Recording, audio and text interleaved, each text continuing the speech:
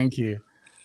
I try my best. Go live. Let's see if this Instagram is going to go. We're definitely going to go live on YouTube and Perfect. Facebook. Let's see. Go live. Okay, cool. Yeah, it's going live everywhere. All right. So we are live. There is a timer um, Oh, okay. I see that it. is going down. Oh, you see? Yeah, Yeah, that's six, awesome. five, four, three, two. Okay, that's when it goes live. Yeah, I mean Okay. we are already live, Oh, got but it. yeah, I think He everyone opens who's up the there. page. Nice. Yeah, exactly. So, welcome, Aaron.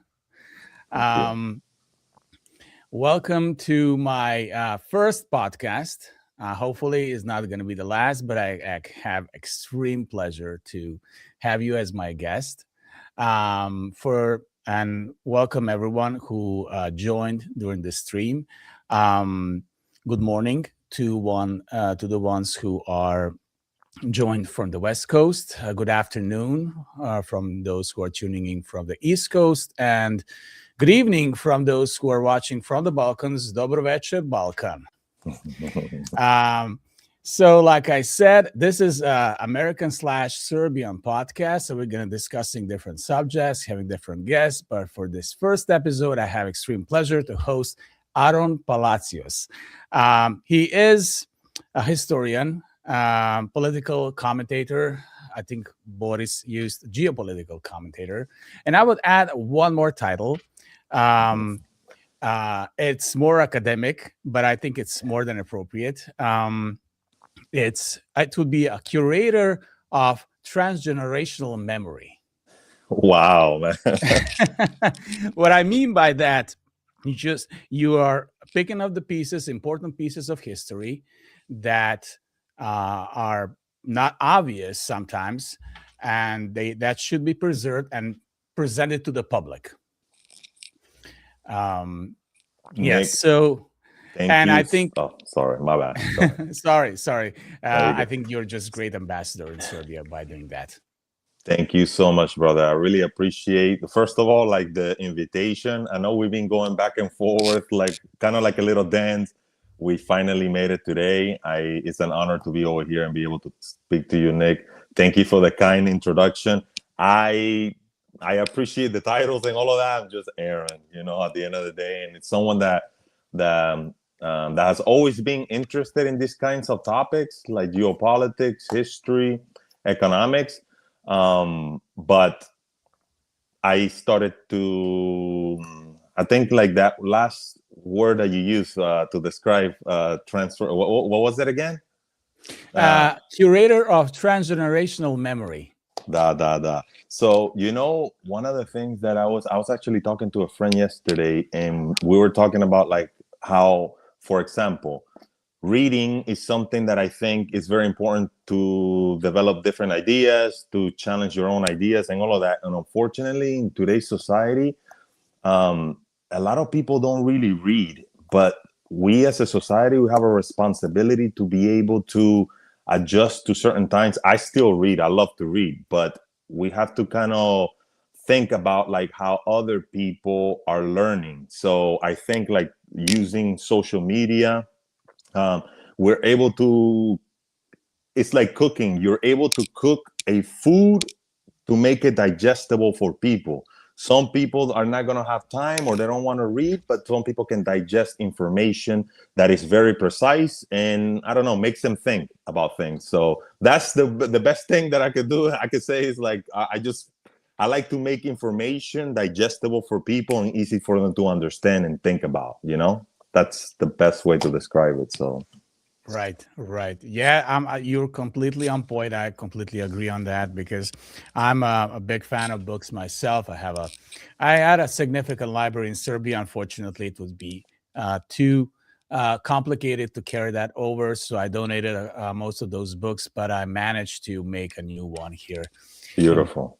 in my home. So yeah, books are important, and I wish this new generations would be reading more books. That would be Yeah. instead of spending their time on social media or just going to YouTube for education. But in our case, actually, in your case, going for YouTube for education is quite good. um, 100%. exactly. So I'm going to start with something rather unusual. I'm going to post the harder question and the most difficult question at the beginning of the conversation, so we just can go through that and just continue the conversation. Perfect. Uh, which women are more beautiful, Oh Venezuela man. or Balkan? Oh man. See, I always say this, like beauty's in the eye of the beholder, you know? So I may think someone's very beautiful and other people might think otherwise. I will say both, man. They're all special. They're both special in their own way. And at the, like they asked me this question before and I didn't even I know how know to answer it. I was like, I don't know. No, it I was is a just, difficult, yeah, yeah, it yeah. is a difficult I think question both. to answer. Yeah, no, and I think both because, like, in a way, and they have similarities too. I think Balkan women are very passionate the same way the Latina women are, and sometimes it manifests in different ways. But if you kind of think about it, bro, I always say this. Like, as I was talking to my mother about this last night, also, I told my mom, I was like, 'cause some people sometimes in Serbia, they're like, we're gonna find you a wife, and then I laugh about it. I'm like, I think I can do it. And then I was telling my mom, I was like, I mean, at the core level, the kind of males and females are at the core level, no matter what culture. Yeah, they're gonna be a different culture, but they're the same. You get what I'm saying? Exactly. So, Yeah, so exactly. Yeah, living among close to Latina community, right? Especially here where we live in California, we have a lot of just touch with the Latina community, and we interact every day with Latina. Unfortunately, I still didn't learn Spanish. That's something that I intend to learn. But I notice the similarities between those two cultures, between Serbian. They're very based like us, yeah, like everyone in the Balkans, regardless of nationality, pretty much based, and they have their strong family culture. one hundred I percent. believe even stronger than in the Balkans. That's why sometimes I envy Latina Mm. culture, because they have this strong bond um, and tend they didn't.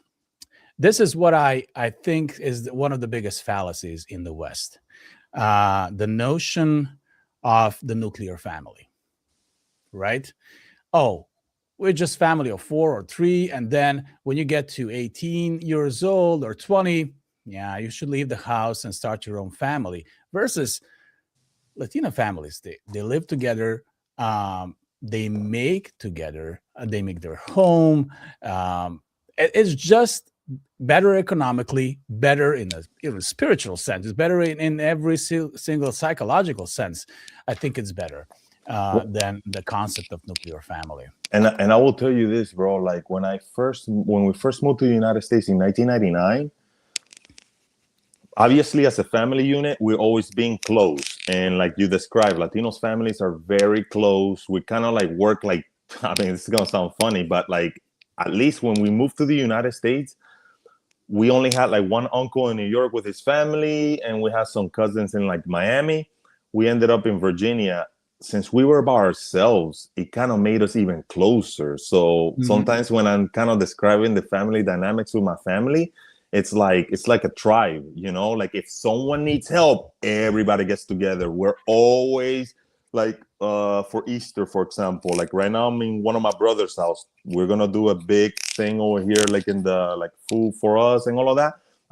After the church, but all the brothers get together. Like most of my family does live in Florida, but this idea of because I grew up here, man. One of the things, like a lot of my friends, American friends, and all kinds of friends, like if you look at it, I can point to you. I can put it in one hand how many of my friends had like both parents in the house. You know, Yeah, I think as yeah, you get older, you start to realize like how much confidence, how much empowerment that does for you if you have not only both parents and you kind of like have a because families are always going to have some dysfunction in it, but of like course. Yeah, that's literally when humans get together, no matter if you family, there's going to be some sort of like dysfunction, but like we're very close, you know. And seeing how some of my other friends kind of grew up, I saw some of their insecurities in life that maybe I was not exposed to because I grew up in a home where our parents were always on top of each other,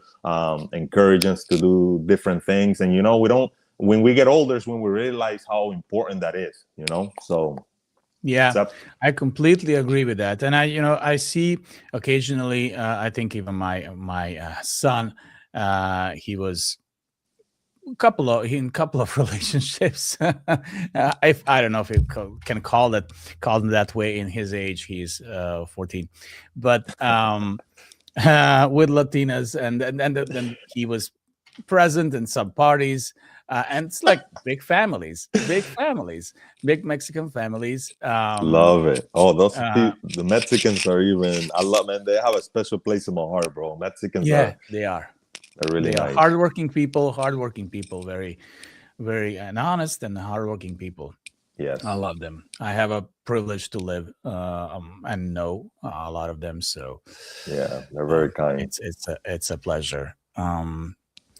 So at the beginning, now that we went through that most difficult questions question, let's move forward. Tell me, I mean, I know we know each other from for some time, and we've been together on some lives together in on TikTok, your famous lives on TikTok, right?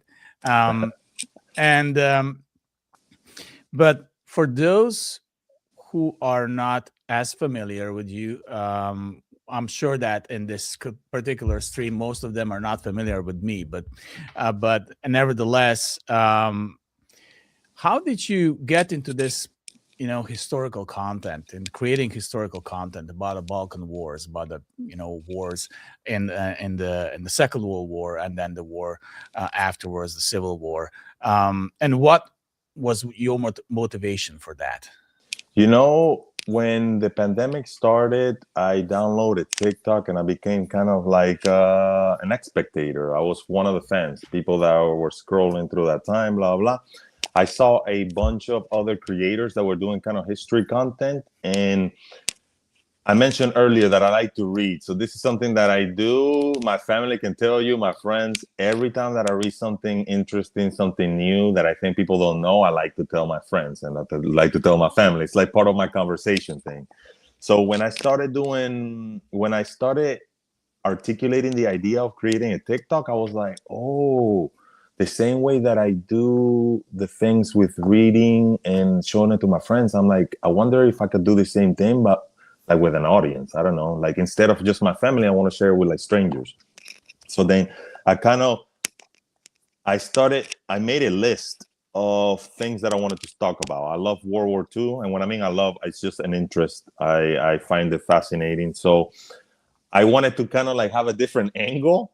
So then I found a list of women that were like Nazi concentration camp guards. And I was like, that would be very interesting to create a series just on, because the idea of a woman is like, oh, she's a nurturer, a mother.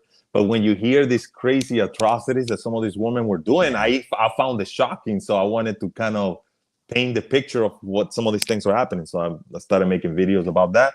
The first video that I posted was on March 7th, 2022. And it was about a lady called Hermine Bronsteiner. And dude, I made the video thinking like, okay, I'm going to do 5 videos a week, one a day. I posted that video, it got 1 million views in 2 days. And then I just started like Wow. speeding up the process of like, instead of doing 5 a week, I was doing like 4 or 5 a day. And then I was running out of topics. And then I was like, okay, let me read about some of these other concentration camps that the Nazis had during World War II. And then that's when I started reading about Yasenovats. And then I was like, holy shit, I never even heard of this. And then I just made a small series about it. And then that was my first time like actually getting backlash for a video that I had made, because even before, when I was making videos about like Auschwitz or other concentration camp guards, I never got Germans telling me, oh, that's fake or that did not happen.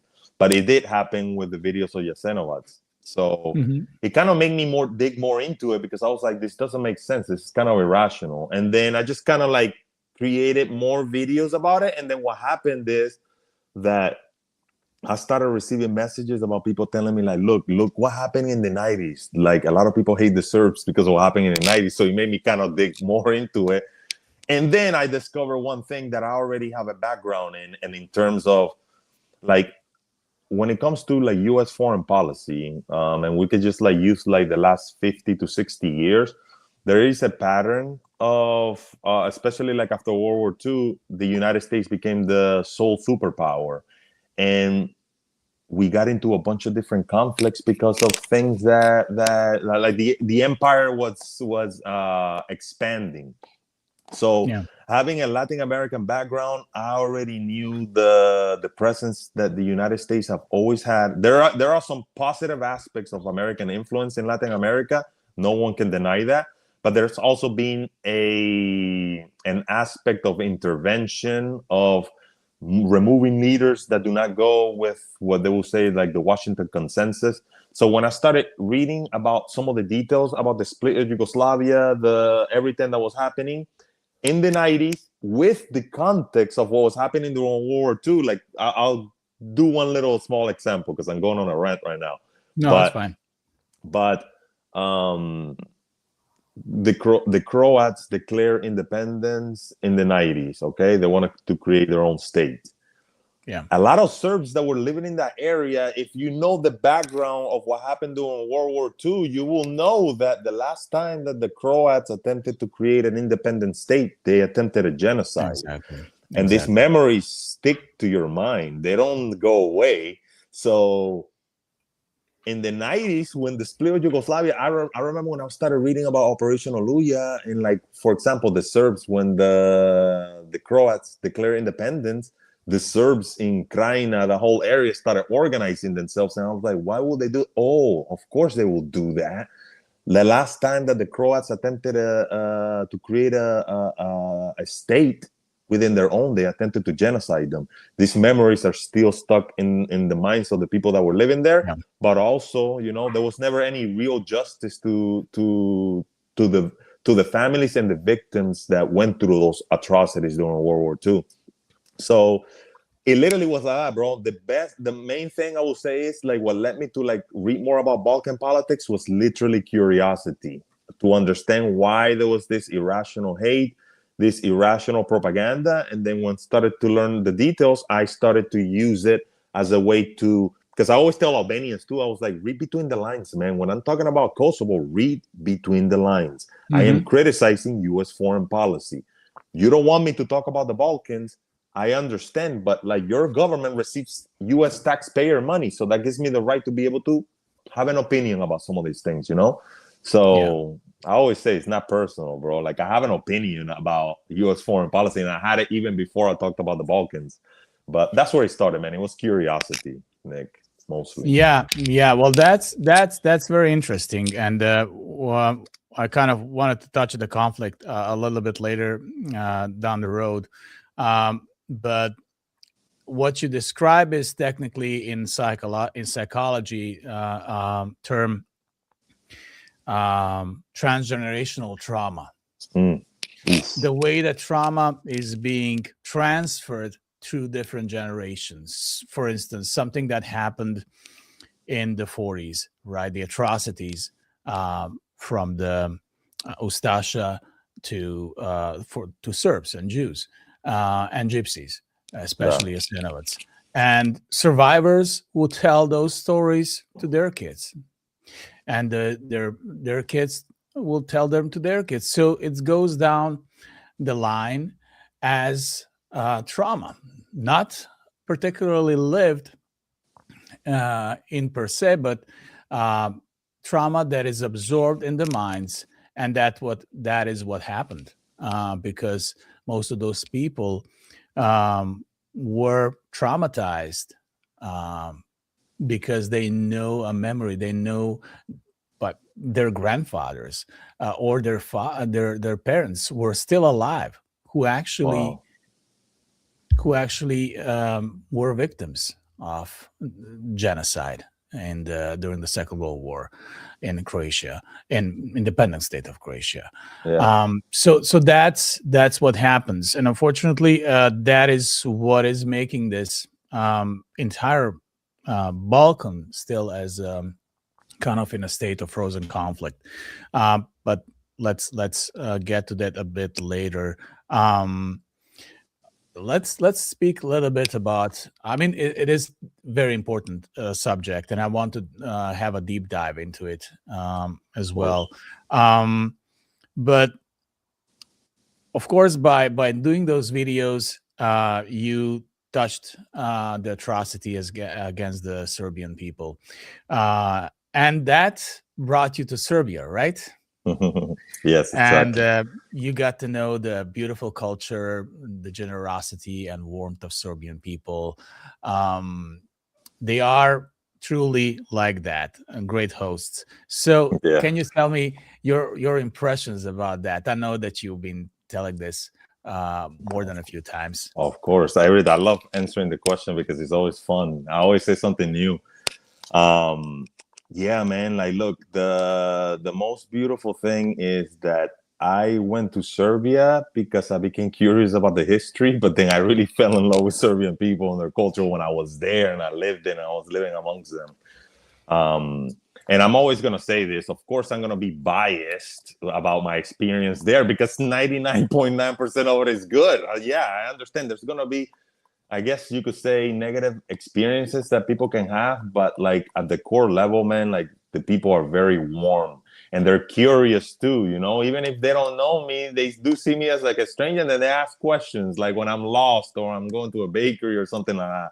And people are really kind. And I find that uh kind of like the same spirit that I have, bro. Because if I'm curious about something, I'm gonna ask. Even if I don't know the language, I'm gonna use the translator. I'm gonna try to ask questions. Yeah. And I found that Serbs, when I meet them, even in the streets like that, they're curious and they're gonna ask me. They're not gonna be shy. And I admire that in a way because it's like the curiosity leads you to try to get to know the person in a way. So um, it has been amazing, man. Like I think the first time when I went there and I stayed for 3 months, and because I saw so much at the same time, I fell in love, madly in love with someone. I learn about the food. I went to Slava. I spent Serbian Christmas, New Year's. Like I did so many things just at once that I was overwhelmed. When I came back to the Hmm. United States, I didn't come back to Serbia for like a year because I was like busy with work. And then when I came back, I was like those first 3 months allow me to experience so many things at once that I was like, oh, I can actually live in a place like this. And it was beautiful, man. So I got the Serbian experience like in those 3 months. I mean, obviously, I'm still digging more into the society and all of that. But in those first 3 months, I saw. I don't think someone should have seen that much, you know. And I saw a lot. But it was beautiful too. You know what's crazy? That it's one thing to read about some of these atrocities, and this was very special for me because like I got to read about some of these things that happened in the 90s and during World War II. But when I was there, I got to meet people that went through it. So I always say this, it's like there is always going to be a disconnect when you're learning about some historical topic. It's of course, if you read about the atrocities, you're going to feel some sort of compassion. You're going to, hey, this is horrible. But it's much powerful, man, when you meet somebody that has gone through it because it's different, you know. So that's Hmm. why it's not a coincidence too that when I came back, there was a more activist. I hate that word, but like a more like the videos took a different tone because I was able to meet people that went through it. You know, Hmm. I met a gentleman that was in a concentration camp in Bosnia during the Bosnian War for like over 4 years. And he described things to me that I was like, I spoke to him for like 2, 3 hours. And I always say this, I said this in one interview. He told me, he's like, Aaron, you know what noise people make? Like, he was like, when I will wake up in the middle of the camp, like at night, like you'll hear this noise, like chewing. And he's like, this is the noise that people, when they're being starved, that's the noise that you hear. And he was like, I will have dreams about eating. And Right. he described it in such a crazy way that he was like, I will have dreams that I'm eating. And he's like, it's not like a feast. We're not eating like meat or anything like that. He was like, I literally will dream every night that he was eating the bread that his grandmother was making. And I'm telling you, this man, I asked him a bunch of questions. I was like, do you hate Muslims? Do you do? One of the nicest people I ever met in my life, bro. And I think the people that have gone through such pain, they don't want other people to kind of experience it. So this is one of my first times that I met someone that has gone through that kind of trauma. And before that, I was in sixth grade. We used to have Holocaust survivors come into our middle schools and talk to the kids and stuff like that. And those things always stuck to my mind. And I was thinking about it the other day that I was like, damn, the thing that interested me about World War II from the very beginning was being able to meet some of these victims that will come to middle school and talk to the kids. But in the same way, like I had the same experience with this Mm-hmm. gentleman back in 2024. So that's the more special thing that I think that I gotten out of Serbia is being able to like meet people and be able to meet people that have gone through these things, because he has expanded into what I've been learning about. So my experience in like, it's not just like making the videos. I have met with people, I have eaten with them. So it's a deeper dive than just reading about it, you know? Mm-hmm. Mm-hmm. So it's been a special experience. Yeah, definitely is. Definitely is. Um, I have my son is asking me all the time, Dad, when we gonna go visit Serbia again? I think he wasn't there for 10 years, Wow. and he really misses the food, and he interacts with Serbian a lot. That's He good. has full American and Serbian identity, um, embracing completely that his heritage. There is a saying in Serbian, but actually, um, I think Americans are using it. Everybody is using it. But blood is not water, right? And that would be like a literal translation. Krv nije voda. Um, that's who you are. That's your identity. You cannot escape from it, even if you want to. I know that I wanted at one point. And there's a bit of history of me that you don't know. But I think that experience going to Serbia and learning face to face, being met with the survivors of that horror, what happened in the last, in the from 90 to 95 and to 99, is great experience to understand and learn. Um, Can I ask you a um, question, Nick? yes, Yeah, I'm of course. curious. Let me ask you, like your experience, because I have speaking to a lot of Serbs, like in the diaspora. Like, have you ever experienced something that was negative just because you were Serb, like within the United States? I'm just curious if you had any experience like that. I think that's fair and good question. And never, That's good. honestly, in my life, as long as I'm here in the probably most probably also because I lived in the West Coast. Mm-mm. Very diverse areas. I moved first to Las Vegas, from Novi Sad to Las Vegas. I was born in Senta. It's a town in the north of Vojvodina province, north of Serbia. Beautiful town. You should visit when you come. Definitely worth visiting. And then I spent the other 20 years in Novi Sad, so I take those cities as my cities. Good city. Um, and I moved to Las Vegas. It was really diverse area.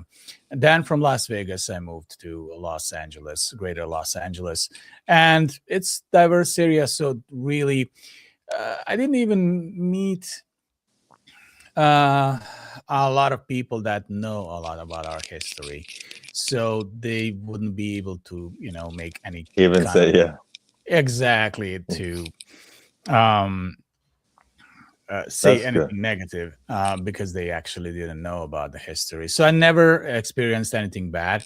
Neither my kids. Uh, especially my kids, they were already speaking English when they were here. Now they speak it natively, Yeah. no accent, unlike their parents, unfortunately. We're always gonna have accents. Look, I always say this to Americans when they ask me, they're like, "Oh, where's your accent from?" I'm like, "Oh, Florida." And then I ask them, "I'm like, where your accent from?" Dude, everybody has an accent. I go to Yes. Brooklyn, someone has an accent. I go to Mississippi, they have an accent. We all have an accent. Yeah. It's kind of funny, even within the English language, but we all have an accent. I Yeah. just like to play around with them. I'm like, "You have a Southern accent, don't you?" "Yeah, I have a Latin American accent." "You have a Southern accent." I'm like, "Okay, I noticed it." It's kind of funny, but we all do. Yeah. Well, that's So normal. Yeah. it should be. Everybody here. Exactly. Everybody here has an accent. No, personally, I never had any bad experiences here That's because good. I'm a Serb. I did meet one time one guy. He came to my at my forefront of my house, right, and I think he was in behalf of the Jehovah's Witnesses or something like that. And it's like, oh, where are you all from? Where's He asked me the same question. Oh, the accent. Where are you from? Well, I'm from Serbia, from ex-Yugoslavia. Oh, I've been there. Really? Yeah, I've been there during the 90s. Oh, really? Yeah, I was in the army. Oh, really? So you Ooh, were bombing? Well, ooh, actually, not actually bombing, but doing some yeah. other work and things But like that. oh So, man, yes, like no. First of all, you're Jehovah's Witnesses, so I don't want to interact with you. yeah. Second of all, no thanks. Yeah, but Oh we had man, a chance to, engage a little bit of conversation about the history and that's validity of good. what they did, Of course. and so on. Um, but yeah. Um, so, what about one thing that most people who come to Serbia experience, whether they are American or not, is faith, right? The faith experience of faith. Serbian Orthodox people are majority of Serbian Orthodox people are Eastern Orthodox. We have these beautiful temples. Of course, in Kosovo, it's a cradle of that spirituality. Um, on our southern province, to say that, like, and it, did you have particular experience? How did uh, Serbian Orthodox, I mean, how the Eastern Orthodoxy, did it influence you in any way? Yes, and I always say this, that like I think those experiences, because like I remember the first Orthodox church that I went to, it was in Serbia itself. I've never been to an Orthodox church before, and I had a kind of like a little spiritual experience there that it made me curious about it. Because my friend, I went with a friend. He was like, "Hey, I'm gonna show you the church." Blah blah. We went. We saw some of the history in there, and it was actually the Saint Mark Church in Belgrade, the one that Mhm. has, I think, they actually have some of the remains of, I think, Dushan Almighty. I think I have a picture in there, but I had an experience there that made me kind of more curious about the Orthodox Church. But I'm going to tell you this, I grew up in Protestant Christianity, okay? So usually in Latin America, most people are going to be Catholics. My family was kind of like, most of my family members are Catholic, but we've been Protestant since we were kids. My dad was a Protestant since he was a little kid.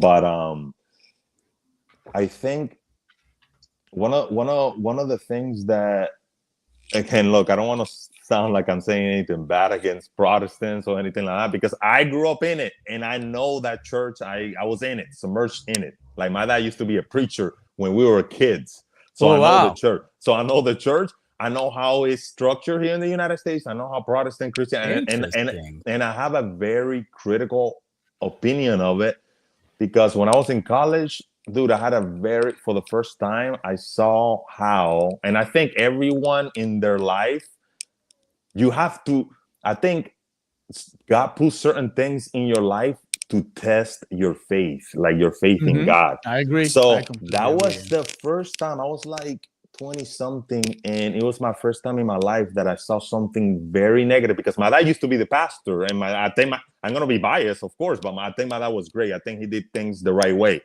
But when we went there, dude, I saw how, for the first time, like a religion can be used to manipulate people. I only spent 3 weeks in that church, and I remember I was dating a girl at the time, and we talked about it. I became, after that experience in the church, is the first time that I ever questioned God. I was like, I don't think God exists.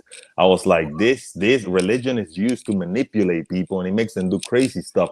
Because what I experienced in that church was how the church was manipulating people. I was actually, the church was a young church. It was like mostly young people, and I was one of the older ones. Me and my partner at the time, we were like 24, and we saw how they were kind of manipulating these young people. And I got into it while at a pastor, and then I left, and I was like, I actually think God doesn't exist. I think this might be a thing that's manipulating people. So for Wow. 4 or 5 years, dude, I wouldn't say atheist, because I didn't get into the I mean, I believe in science and all of that, but I just didn't believe it. And then I had some spiritual experiences that happened to me, and that I can only attribute to God. And I got back Hmm. into Christianity.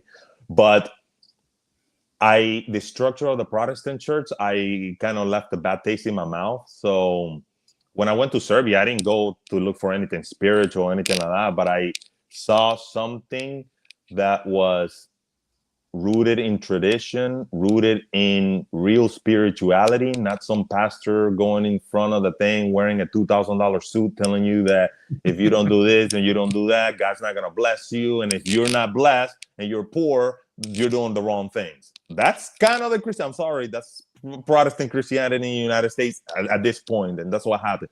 I know it sounds Yeah. critical, but I grew up in that church, so I guess I can say that. But anyone can say these things too, because I grew up in it.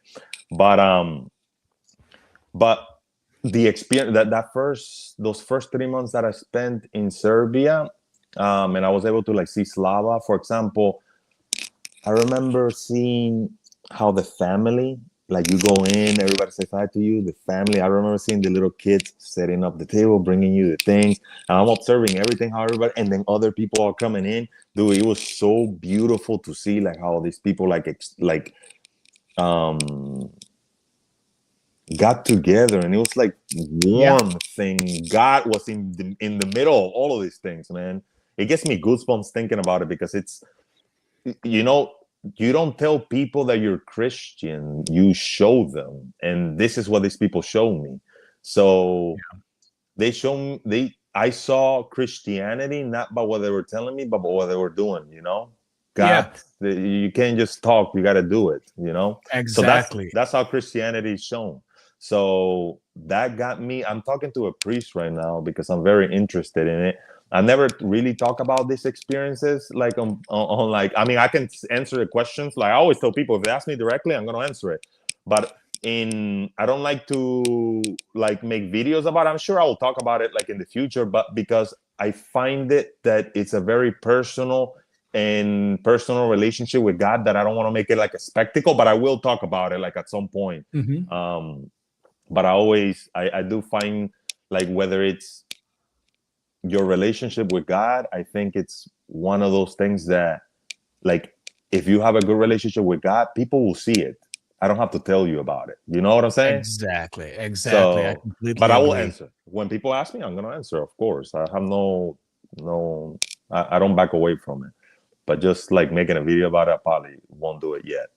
That is very interesting, what you just said, because I don't remember that we ever mentioned this subject.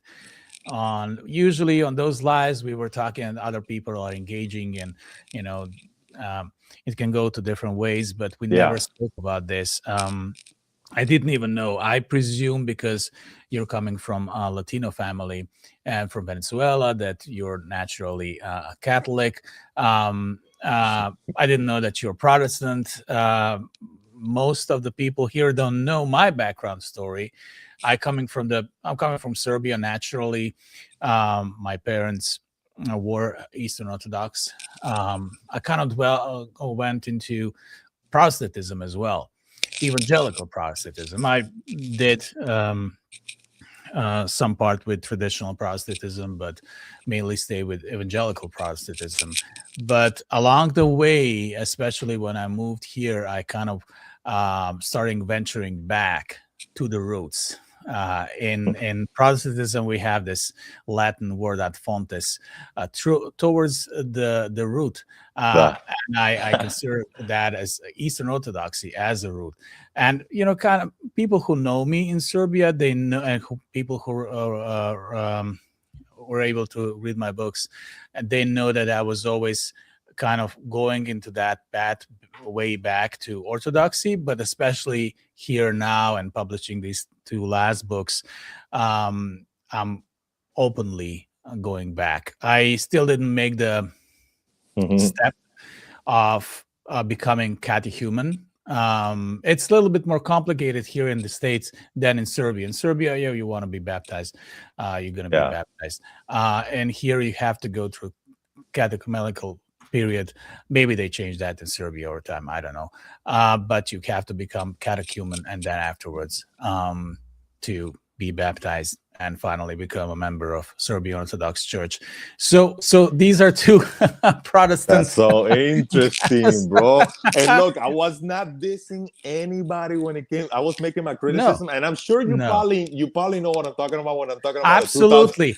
I think we would have, once you come here to be my guest, I think we will have a conversation. Obviously, I don't want this to disclose these kind of issues to the general public. And I'm, every now and then I do criticize Protestant theology and Protestant churches. I have that on my videos. But yeah, I have some similar experiences. And unfortunately, there is a huge theological problem in that, because in Orthodox theology, in Orthodox anthropology, God is created as imago Dei. Man is created as imago Dei, as an image of God. But that is our ability to think, to reason, to communicate, right? But he's also a potential to become God, with a little a G, and that is entire process. Whereas in Protestantism, you say it's a legal step, right? I confess that Jesus is my Lord and Savior, right? And that's the point, and accepting Him as my Savior, and that's the point legally when I'm becoming saved, right? In Orthodoxy, that is the step, and then being baptized is the step. But that's a beginning of your journey, right? Exactly. That's a journey towards the likeness, to becoming like God. Orthodox people call it theosis. We have the similar concept, just a similar concept in Catholicism and Protestantism called sanctification. But genuinely, it's about works and faith. Still, Orthodoxy will say always, you're saved by grace of God. But works have to show your faith. Yes. It's not just yet. I was always bothered when I was in camps, in some, camp, and we will listen to some, preachers saying, or some testimony from some teenager from the United States coming as a guest. It's like, I accepted Jesus as Lord and Christ, and I got saved. And it was always so strange to hear that in my ears. You got saved, and now you're doing what? You don't have to do anything again. It's like you can be a hypocrite, and you just can go to church. No, it's a struggle. And it's a struggle. It's a struggle, and you're gonna deal with, if anything, you're gonna be dealing with more stuff, more temptations, more, and that's where it counts. Because when it's hard, that's when you have to apply your faith even more, and that's where you have to show that you're actually like, and I mean, and look, everybody fails, dude. Like I failed like a million times, I'm still like, that's not gonna be, but it's like this. Yeah, it's like that, dude. And we all go through like different things. I just think that at the end of the day, dude, we should treat people with respect, and we should try to be careful with what we're we're gonna do this is the main reason that I don't enter into. I'm not saying that this is a religious debate. I'm just gonna mention this one little thing. When I was in Serbia last time, I went to Bosnia. I went to Tuzla, and I met up with one of my friends. You actually probably talked to him before on TikTok. Have you ever? You remember this Muslim Bosnian guy, Kenan? He sometimes joins my lives. Well, he does. Oh yeah, I think I did. I think I do. Yeah. I met up with him. Really, really kind, down to earth guy. But dude, he only does lives, debates about religion, right? And then we were like, he was driving me around Tuzla. We're like looking at some things, and then we kind of he asked me a question about Islam or about Christianity. And I was like, hey, look, bro, look, I don't do religious debates, and I'm gonna explain to you why. I told him the little story. Yeah, I did not believe in God for a while. Then something happened, and then I got back into God. He was like, you know why I believe in Jesus? He's like, why? Why I think he's my God? Dude, I believe in him because certain things in my life that happen, I can only attribute to him, right? And I really do truly believe that Jesus did this for me. Now, if I tell you that, what argument are you going to make against something that happened spiritually to me? And then I told him the same thing to you. Do you consider certain things that happen within your religion in your own personal life that you attribute to Allah, to your God? Of course, this and that. And then I'm like, who the hell am I I'm going to use my Bible to tell you that your experience was bad? I was like, look, this is the point. The point that I was trying to make is like, I think when you enter into religious debate, which is good, you can have theological debates, which are amazing, but this is not what's happening on TikTok. You're going to hell, or you go. That's you know what I'm saying. So I'm like, I rather have a good relationship with you, good friendship. You're a really cool guy, and I respect your religion. And okay, and you're gonna respect mine too because we're human beings. But I'm not gonna enter into a debate with theological. I'm not equipped for that. I'm not equipped for a theological debate looking at the Bible. That's why I've never really entered into debates. But who are we to deny what spiritual connection or how God manifested into your life? You know, that's why I do believe that Christianity is the religion that we should follow and all of that. But also too, we live in the planet with a bunch of other people, and I rather kind of find the people that I can get along with and try to move things forward without causing more division. But religion is often used as a topic to divide people, and I'm always critical of that. So when I see like topics that are very divisive, I'm like, there's something going on over here. They're trying to manipulate people into fighting each other or something like that. We can argue about it all day. But. Yeah, I agree. I agree. It could be very complex topic and divide people really quickly. Super. Exactly. Everything's divisive nowadays, though. Yeah. So. Oh yes. I mean, history is divisive. You know, Super. history is especially divisive. The way we perceive history, the way that we perceive memory, the way we present memory, and the way to understand memory is especially divisive. Which is bringing us to the following question of Balkans, right? So you were able to, from the point of American and somebody who is ethnically from Venezuela, understand the conflicts and atrocities that happened during the Second World War and the last war here in the Balkans. And then you went there and were able to hear in person from people their testimonies. But often I see these comments, and this is my question to you. Do you think, so let me just go reiterate that a little bit, flush out that a bit more. A few years ago, I published here the article here in the United States, titled as "Is Collective Memory Making the Next Balkan War Imminent?" where I was suggesting that eventually, which was the reason why I moved from the Balkans, eventually that kind of memory and contested memories will bring to another conflict in the Balkans. Do you think that's the case or not? Because after living 5-6 years here, no, I said no, I was completely wrong in that article. I don't think anyone there would actually go into the war again. There are I mean, why after everything that happened? That's insane. But I see, lately you can see these headlines.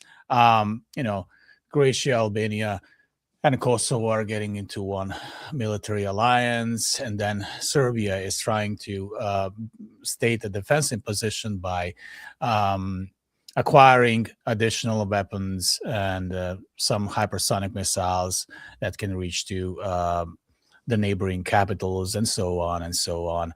And uh, unfortunately, the geopolitical situation in Europe is, not stable. We have this conflict in Ukraine and Russia. Now we have this huge conflict in with Iran, which can potentially grow into a bigger conflict in the Middle East. And you know, what do you think is going to happen on Balkans? These memories, and I know that you personally also affected in a way that I see the comments sometimes. Oh, why don't you talk about crimes against Croats or Albanians? You have these comments all the time. Sometimes you are responding to them. So, what do you think about the memory in general? How much the memory is contested in the Balkans, and will that eventually bring to another conflict? So depending on who you're talking to, the memory is based on the official narrative that was kind of shoved down our throat, especially when it comes to the wars in the 90s. But also, Hmm. too, I do think like the memories and some of the political structures that they left in place. So, for example, in Bosnia, the Dayton Accords, Bosnia is a very complex society politically. You have like three different presidents. You create like the Serbs have their own kind of semi-autonomous region, Republika Srpska. The Croats have their own cantons, and then the Bosniaks have their side too. Now, when this Dayton Accord was signed, if you kind of read some of the details and then you see the dysfunction that does exist in that place, you know that this was like a band-aid that was Hmm. put in there. You need surgery to kind of get go in there and like fix what really happened.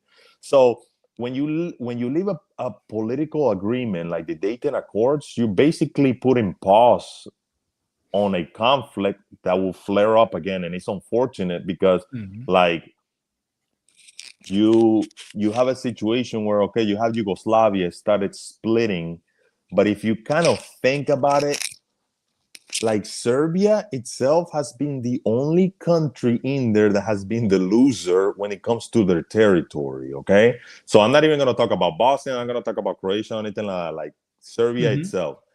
So they lost a piece. They lost Kosovo through the 1999 intervention, and then you have people, at least online. I don't know how realistic this could be, but then you have people talking about like, oh, Vojvodina is next. It's gonna be split apart, and then you have another group of people talking about another area of Serbia, Sanjak, that region over there.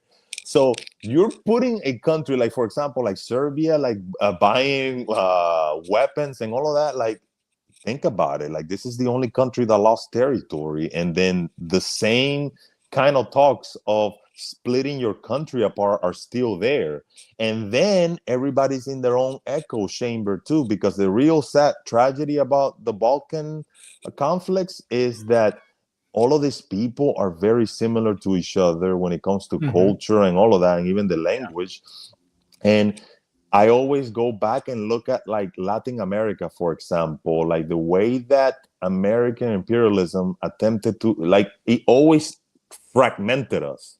Always fragment. Like when you have a region that has a lot of friction with one another, that is a region that is going to be easier for larger powers to kind of manipulate. I'm not saying that all the countries in the Balkans should unite or anything like that, but there should be political agreements within all of those countries that already exist in there where they have a common goal. And you can still have your partners and all of that, but this is our region. It's in our Hmm. interest not to get into this conflict, not get to the point where like I'm gonna say this, man, because like when you read about like what happened in the Bosnian war, from one day to the other, like people were neighbors were going to neighbors' house. This is crazy. This Yeah. wasn't even, you know, so like Yeah. that.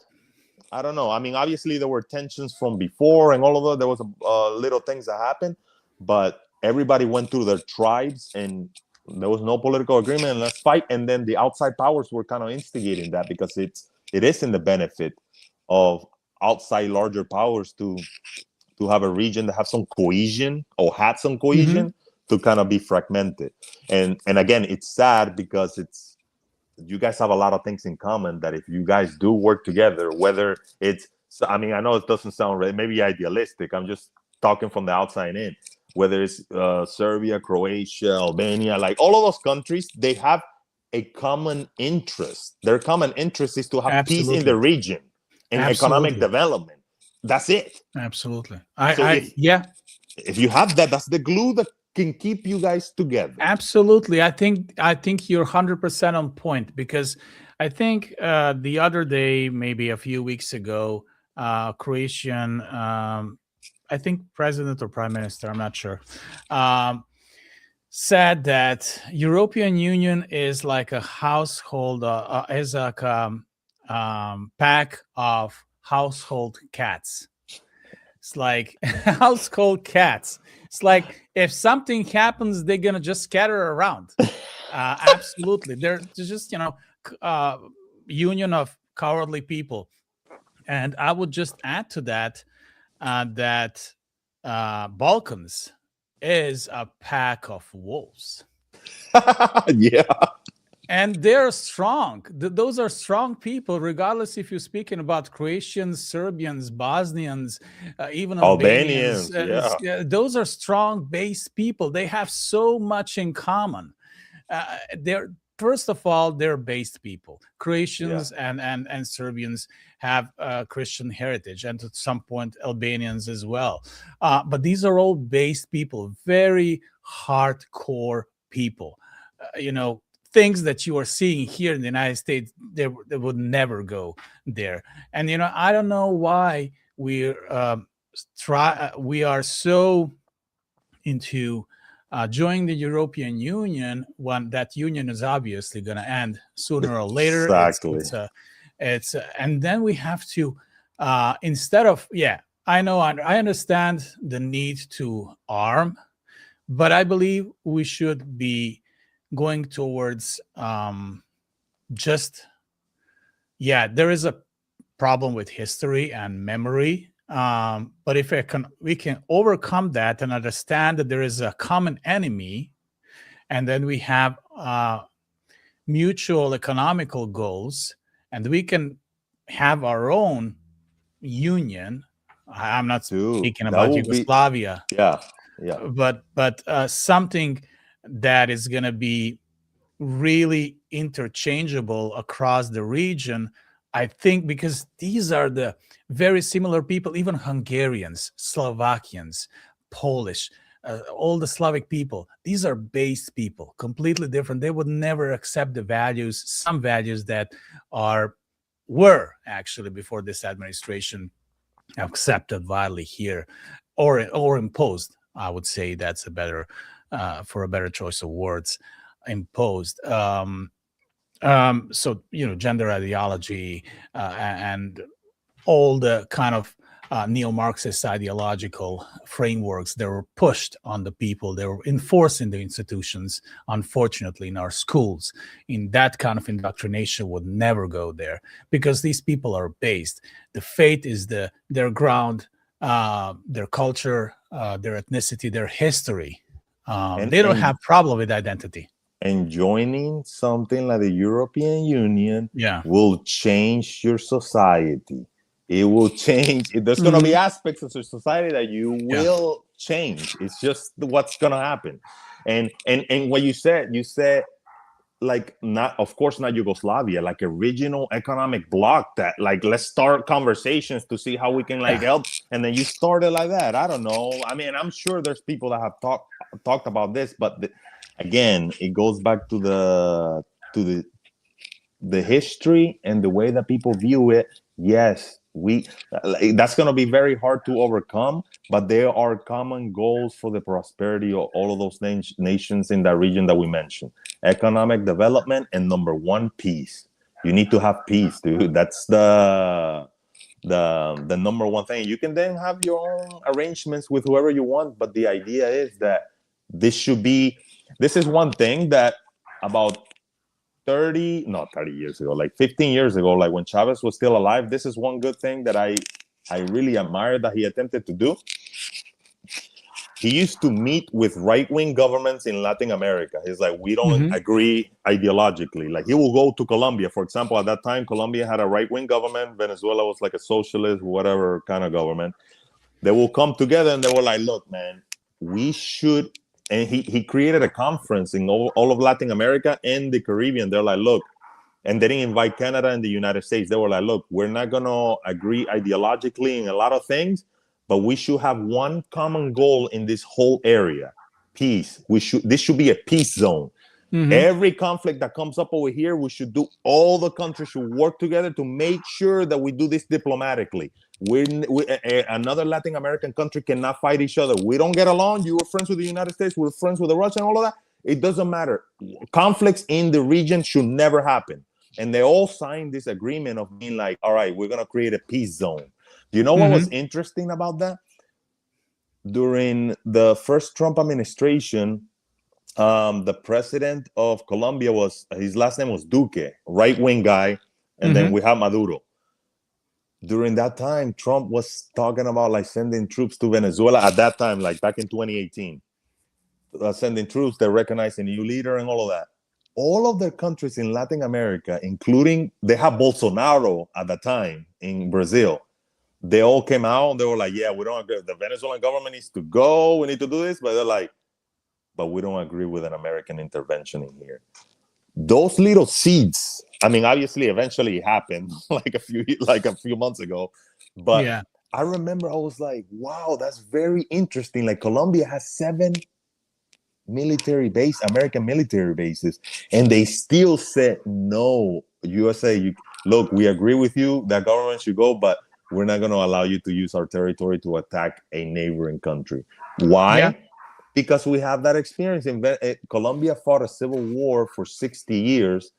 5 million Colombians ended up in Venezuela. If there's a war in Venezuela, there's going to be 6 million, 8 million. We already have that situation right now. Yeah. A conflict will just spread chaos all over the region, people moving across borders. That's what's going to happen in the Balkans, bro. Like, anything, you guys don't have to even agree with a lot of things, but the number one goal is economic development and peace. Let's maintain peace here. If you have peace, we have economic development. That's it. So, yeah, I completely agree. We must agree on certain grounds, and we have to choose that path as a forward. Otherwise, we're going to be, those seeds, like you mentioned, are going to be the very seeds that we're going to be stirring up the new conflict. And yes. that's the problem. Absolutely. And that's and one of the issues, I mean, I understand the huge disparity sometimes in the memory, in the way we perceive the conflict, who was the aggressor, who was not the aggressor, and so on. I have some questions in regards to that, but I tend to move forward to a little bit on Serbia's image into the West. How we can improve Serbia's image to the West. Obviously, we're not as. I think the major problem Serbia has in the West, and when I say the West, I think in the United States as the major Western country. That it doesn't have as strong lobby as other states do. I think we need to work on that to get, first of all, I think more Serbians have to engage in the politics as well here in the States. And therefore, in that way, they have to influence politics and the way that West when I say West, really, United States is perceiving Serbia, because I believe we should be allies, right? And 100%. I'm sure that most of the people in the Serbia wouldn't agree with me, especially now. I'm reading the comments a lot on this conflict between United States and Iran, and most of them are cheering for Iran. And I understand that part because of what happened to Serbia, and they're not going to easily forget what happened. Exactly. But we have to also understand that this administration is not an enemy of Serbs, and we have to. It's all about the lobbying, right? I don't say it's necessarily a good thing, lobbying, I but was gonna say that. Yeah. yeah, exactly. It's kind of a way of legal bribery, but we need more influence. We need more Serbs into all offices in politics, and that's how we're going to be able to influence. Absolutely. Like you have to look at how this is one thing that I do admire about Albanians, and you have to say it. This is not. Yeah, This is literally me. They're very united, and I yeah, always say this: Albanians, and some of them do agree with me because I noticed this one thing about them. I was like, Albanians' real religion is not Christianity or Islam; it's nationalism. yeah, They unite no matter what if you yeah, mess with one of them. That's just how they are, and they function that way, and they apply that too in the way that they organize in their politics. I am against lobbying, but we have to be realistic, right? And you mentioned something realistic. That's the name of the game, and if you're not participating in it, you are going to be left out. Like it's irresponsible for yeah, a state not to lobby the United States. It's irresponsible. Like you have to do it because that's the name of the game. That is one yeah, aspect of how you can influence people. I think another interesting aspect of like changing the image of Serbia in the West, I really love these videos. Like when Americans or Westerners go to Serbia, and even if it's like they're having a cup of coffee and they're talking about how it makes me look less crazy when I talk about Serbia and how nice yeah, people are there because I'm like, see, I'm not a lunatic. Those people fucking love it too. And they just went and had a cup of coffee or did this and that. I think that's a good way of changing the image of Serbia outside. Like when people from the West go in there, and I always say this when people say like, "Oh, you're an ambassador for Serbia," I'm like, I'm not an ambassador, dude. Because the best thing, the ambassadors that converted me to be like, "Damn, this society is really awesome," is Serbs themselves. So the best ambassadors for Serbia are always going to be the Serbs when they are in their element. And what do I mean by that? Like when you need help, yeah, when you're like that's when you're gonna see who Serbs are. Literally, bro. Like that's what I saw when I went over there. When I needed to find a place, when I needed to understand something, like these are the moments where it changes your perception about who those people are. And I think a combination of those things that I've seen on social media, like this American guys going on over there and having that beautiful experience. They don't talk about politics or anything like that, which is it's yeah, beautiful to see how someone can see the society. I fell in love with it through the history and then meeting the people. So I like seeing that process was very beautiful. And I always tell Americans, I'm like, oh, dude, like, look, it's a very small country, but their fucking history is like gigantic. Like it's very interesting. Like try to if you're there, learn something about them, something yeah, from their history because it reflects what you see today. That's why I do think Serbs are really kind people and hospitable because of like the tragedies that they had in the past. So if you want to understand what Serbs are today, why they're so spicy, why they have that concept of being that, why they're so hospitable, look at the tragedies that they went through. I think that reflects a lot of that in their religion. One of the fastest forms of Christianity that I read this poll the other day. I was like, what the hell? It's Orthodox Christianity within the United States. That's yeah, another because we're starving here for spirituality and yeah, tradition and all of that. And in a way, Christian Orthodox Church reflects that. And specifically in the case of Serbia, that's another way of people discovering and changing their mind about this place. yeah, One thing that I started doing, because my dad has a lot of pastor friends, and sometimes my dad's not a pastor anymore. And I explained my dad like what happened in Kosovo. And I remember my father used to do sermons about the persecution of Christians in Mhm. the Bible times, during the times of spreading Christianity.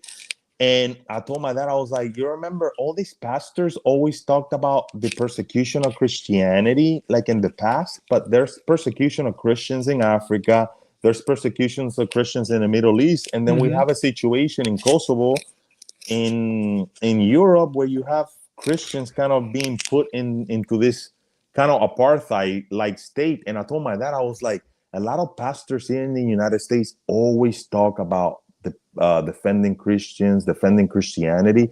And I told my dad, I was like, imagine the same way that like Christian Zionists do the propaganda towards, I'm not saying that this is propaganda because this is actually real, but I'm saying like the propaganda that I do think that a lot of Christian Zionists do towards Israel. Like Christians in the United States, if they really knew what the hell was going on with Christians in Kosovo, they would do something about it. I think they would lobby the government. So my dad, I started doing this last year. Like every time my dad has a meeting with a pastor, I go in there and I talk to him. I was like, hey, do you know about like Kosovo? Because they know some of the stuff Mhm. that I do, and I try to like inform them about some of the things that are happening. And I was like, it will be interesting for people here in the United States. Like, for example, a lot of these pastors are like Spanish speakers.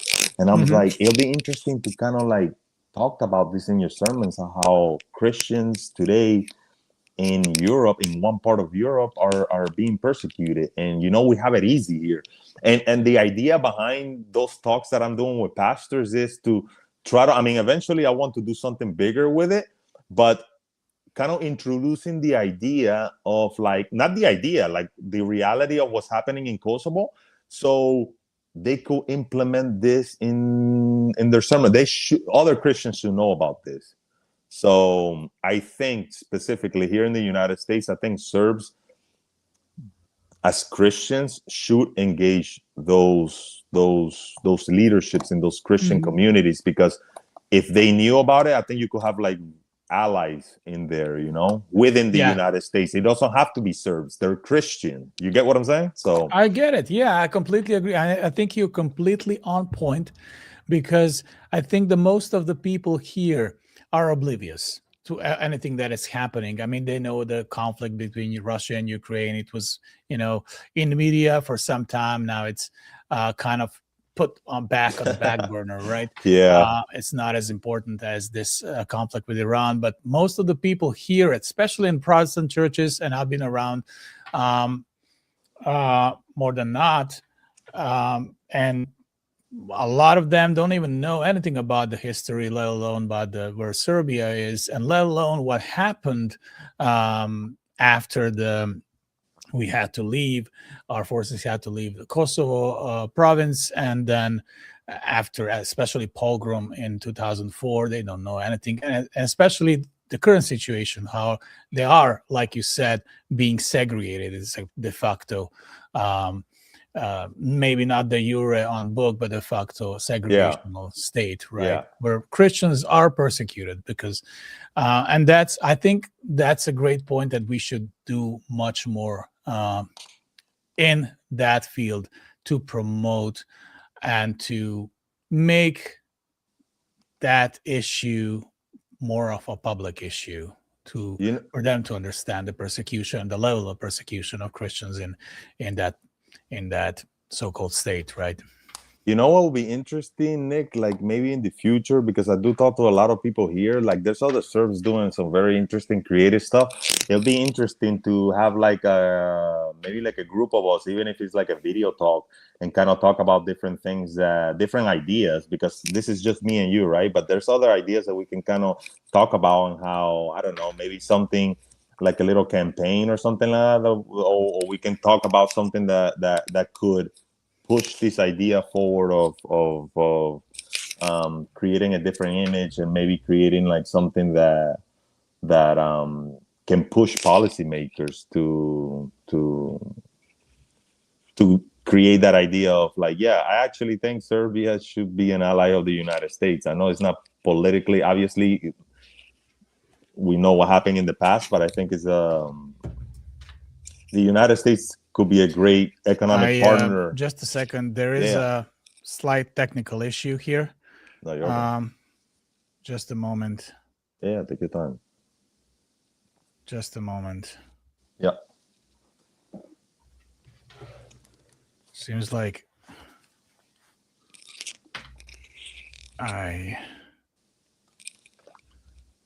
just a moment. Yeah, take your General time. audio.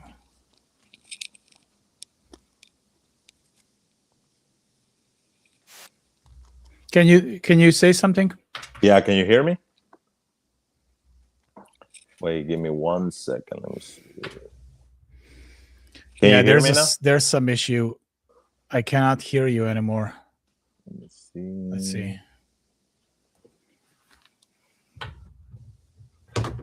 Can you hear me now? Can you hear me now, Nick? The problem is that I cannot hear you. I believe you can hear me, but I cannot hear you anymore. I don't know if it's a technical glitch or something. Let me see. Let's see.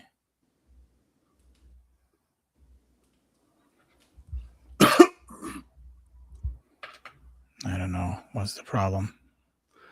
Let me go away just for a second. Yeah. Yo, what's up, Hello? guys? Hey, can you hear me? Should I go? Let me see. MacBook Pro. Hello? Hello?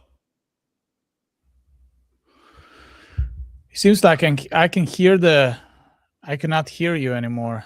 Wait, can you hear me? Can you hear me? Hello? Wait, let me see. Wait, can I leave? Wait, let me see. Let's see.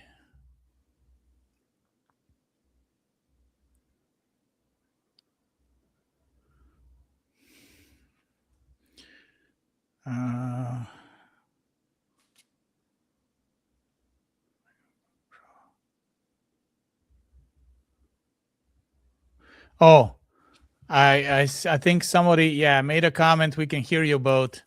Yeah. The problem is I cannot hear you for some reason. So audience can hear us. Yeah. But I cannot hear you for some reason. I don't know which one.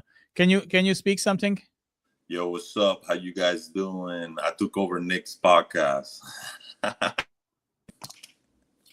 Wait, can you hear me now? Yeah, it's strange because I don't see even your mic indicator is moving. Whoa. But I believe that's my monitoring issues. Let's see. Yeah, because These AirPods. Let's Hello? see. Speak. Can you say something now? Hello. Hey, Nick. I took your podcast now. I don't understand. I'm just playing. What's happening here. I cannot. It's everything was going smooth for the last hour, and now that's what happens the first time. I know you can't hear me right now, but that's what happens. Some technical difficulties. I can't see what's wrong. Everything looks good here. Audio.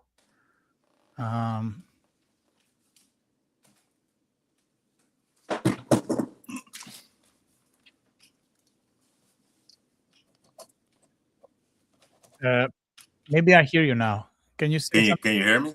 Oh yeah, I can hear you now. Oh, okay.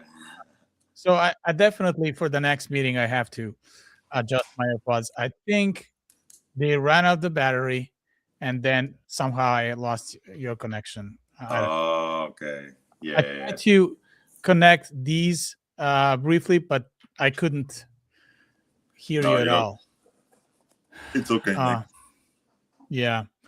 It's the first time anyways, man. So yeah, it is. It is the first time, right? Everything was going smooth, so it's perfect. It was, yeah. I think the only problem was these, and and I was checking it says 91%, but eventually they just went out for some reason.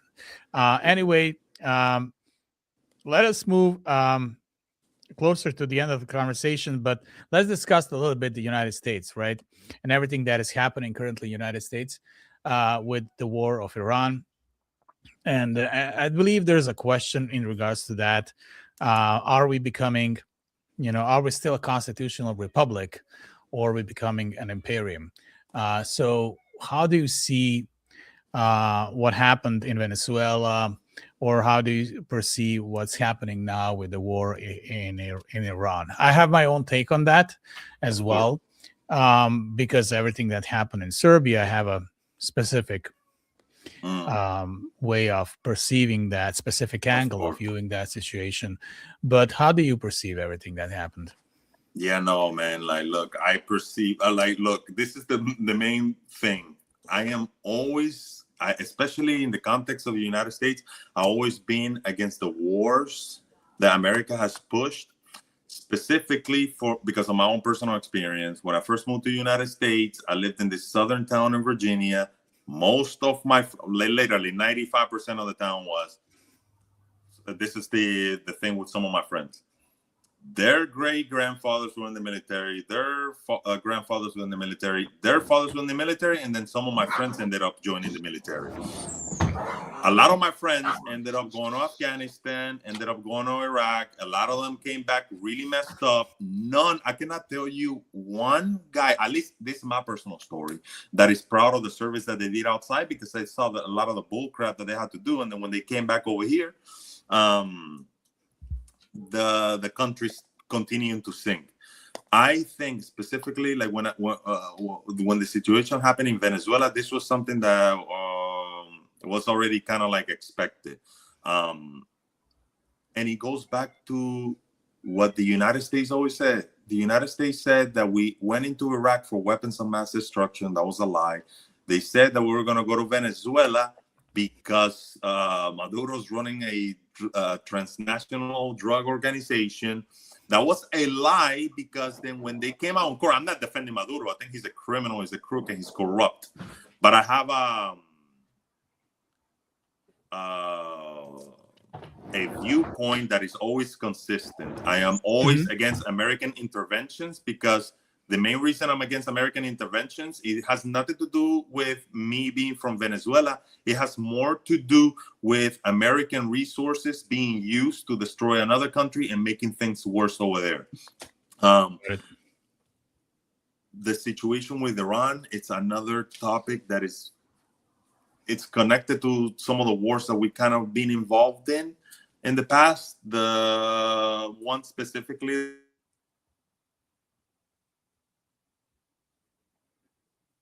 No, I lost you.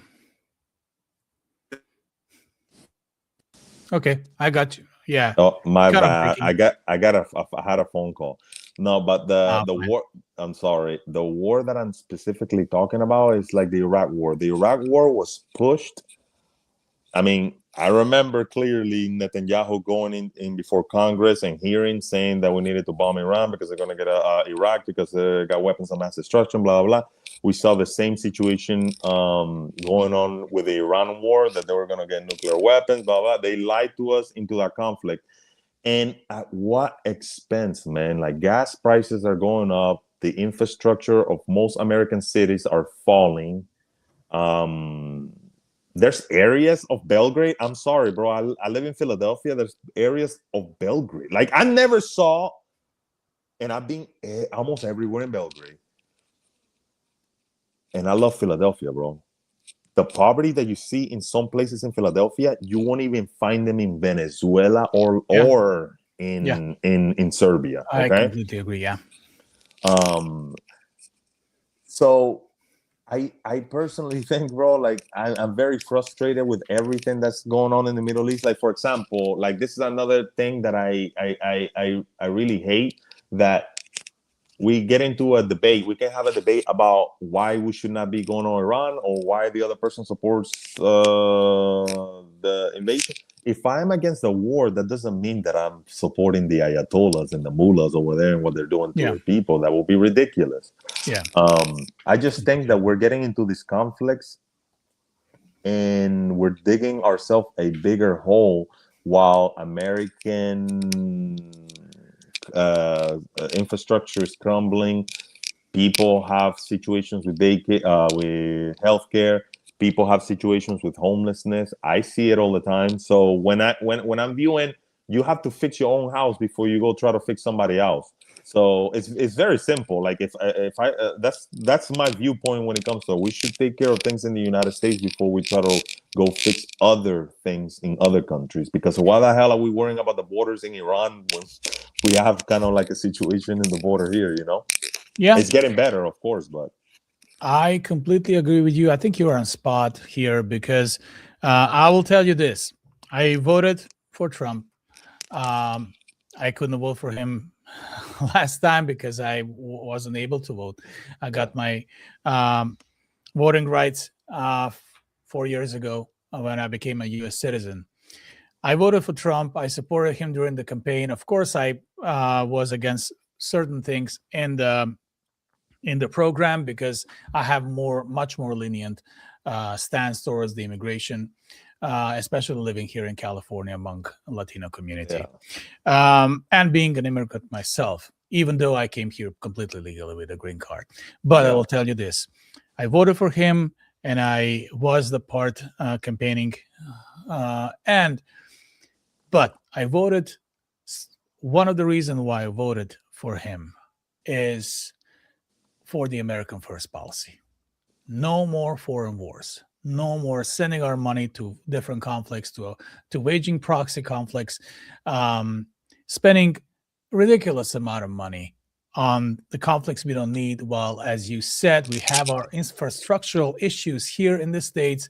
Our cities sometimes look like third world cities. Just go when you come here in California, we can go a little ride on some places of Los Angeles. You will see huge economical disparity. You will see the most beautiful places, the richest places, and then you will see some streets and some parts like Skid Row of Los Angeles, where just a bunch of homeless people. Well, not even homeless. See, they're homeless, but they're problem that they're drug addicts, right? They're drug abusers, and that's you will see zombies basically. So instead of working that out, and unfortunately we cannot completely work that out because we also have a government here in California which doesn't want to deal with those issues. That's a separate issue.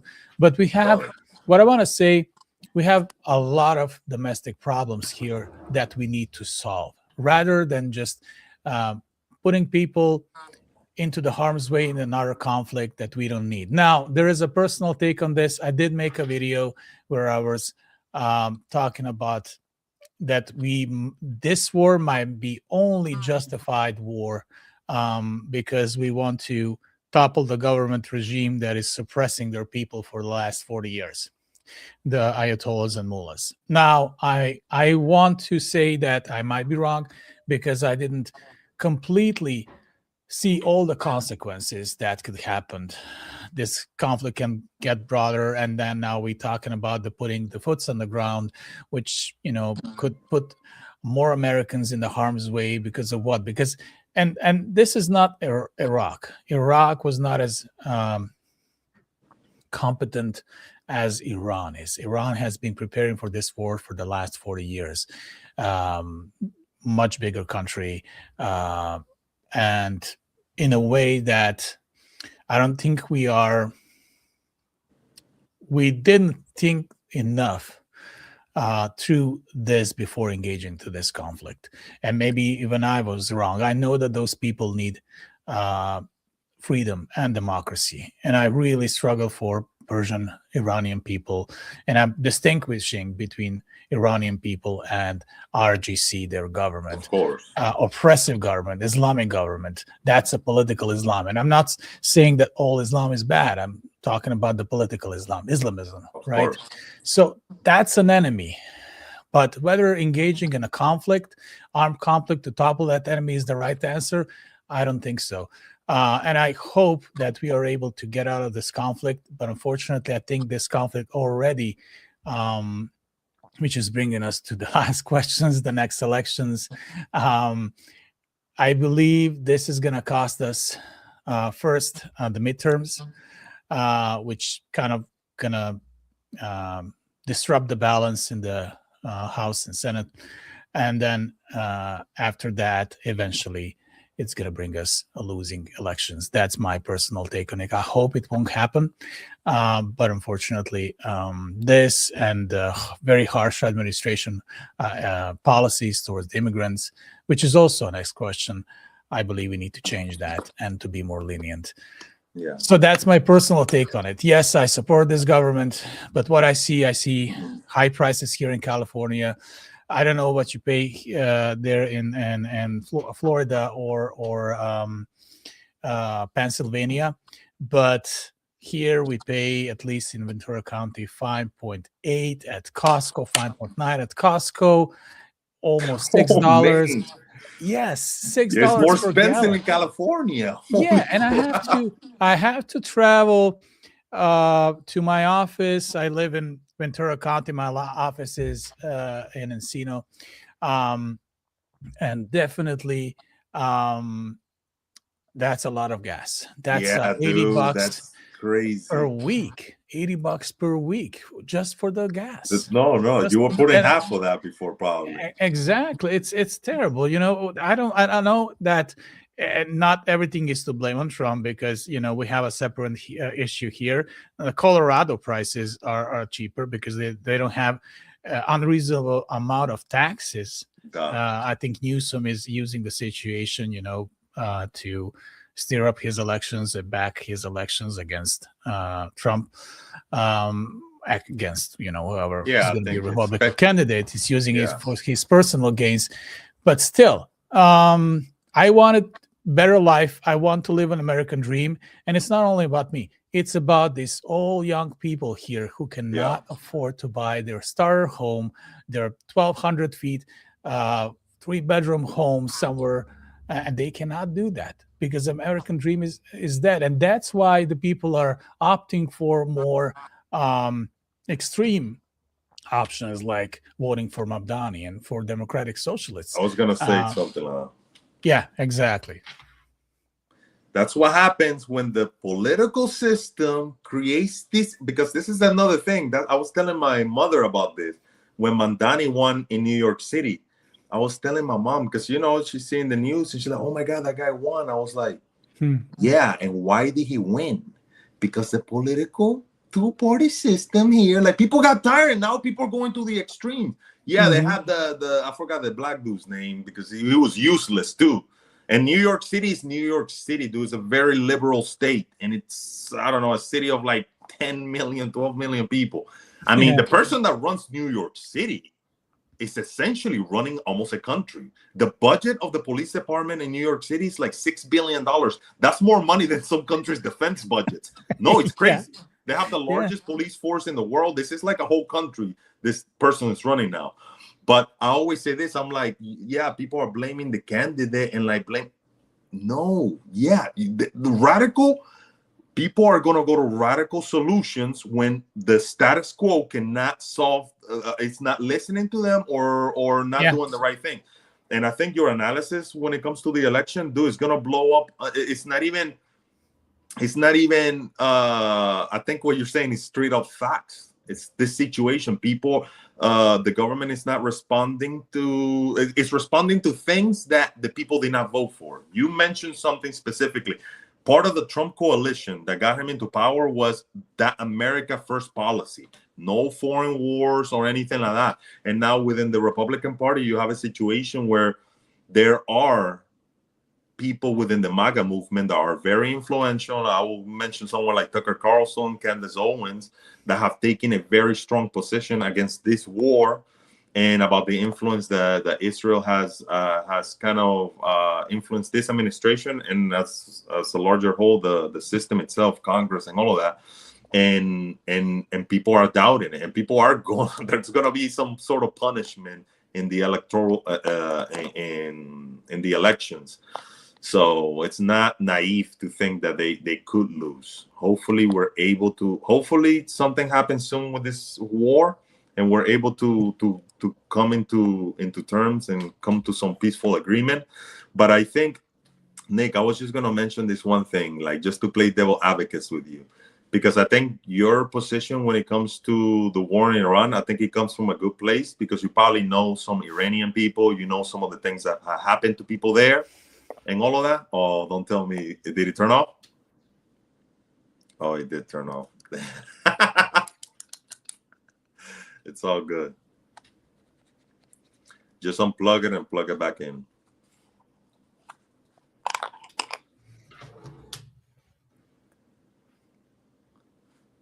Can you hear me now? Can you say? Yeah, can you hear me? Hello? Oh, damn. It's okay, man. We're good. We're good. Just relax. Okay, I don't know You can what's hear me? happening. I think, yeah, I can. Okay. No, don't worry about it. Don't worry about it. No, I was just gonna say this. I was gonna play devil advocate with you because I think your position in the war against the war in Iran comes from a good place because you know some Persian people and you know how that government treated its people. And I think wait, can you hear me? Yeah, I can. Okay. I think you said that this was a just party justification for the war, but I would just play devil's advocate. You know who else will say that? Albanians will say that about Kosovo because that's what they tell me. Oh yeah. Well, that's because I'm playing devil's advocate. I had to put you on the spot. Yeah. You threw me. I understand. Well, they would say that if we believe only their part of history, right? Of course. And that's another topic and another issue because it's always really subjective what is justified and what is not.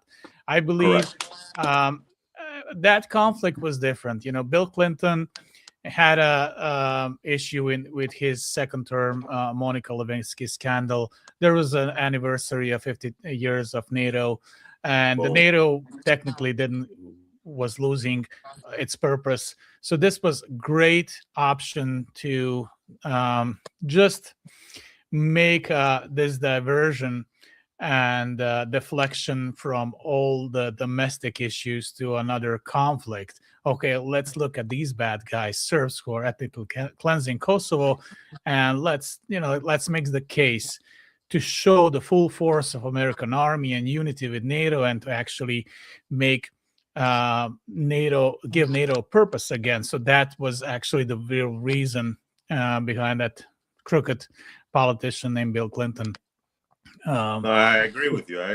It's a different conflict. I agree. And of course, it's all about you. If you follow the money, what happened afterwards? Wesley Clark, Madeleine Albright, and everyone else got a huge deals, great deals. They got some beef in their economical system afterwards, right? So that's the perversion of it. Yeah, that's the perversion of it.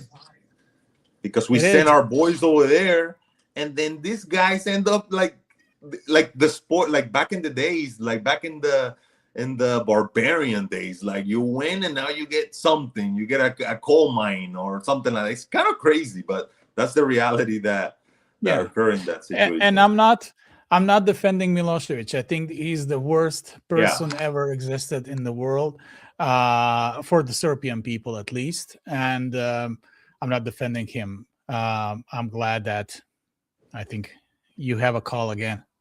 No. It wasn't a call. It just froze. Oh, it just froze. I'm not sure what's happening. No, it's all good. I can hear you, but I cannot see you.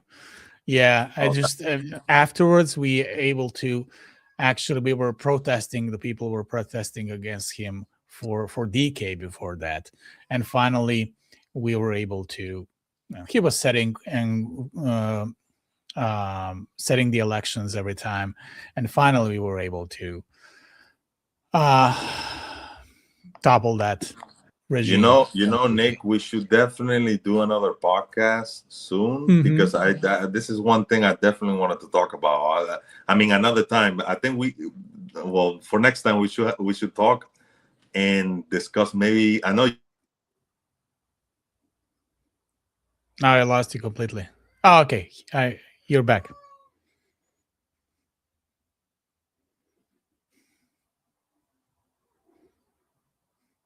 I cannot hear you now. Hello?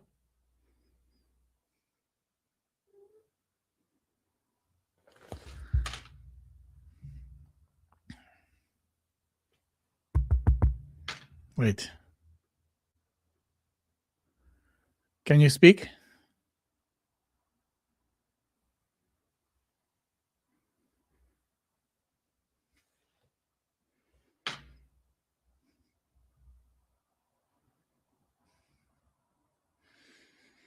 I can see you, but I cannot hear you. And I don't think it's my headphones right now.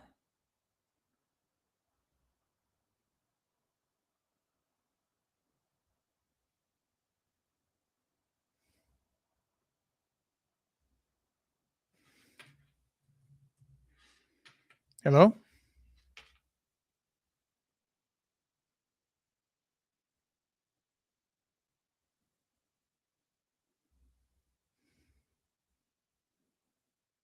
Okay, let's try that.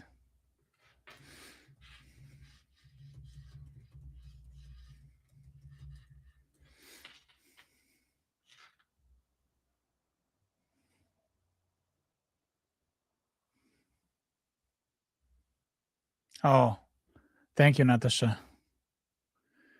Yeah, I think the audience is reporting that they cannot hear you. Can you?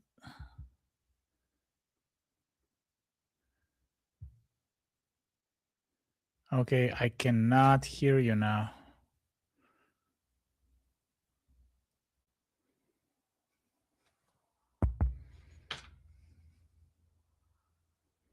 Let me try to remove you and add you again. Just a second.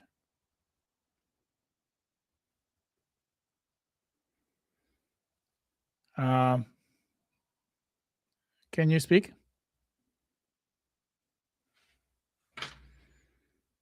I don't know what's happening.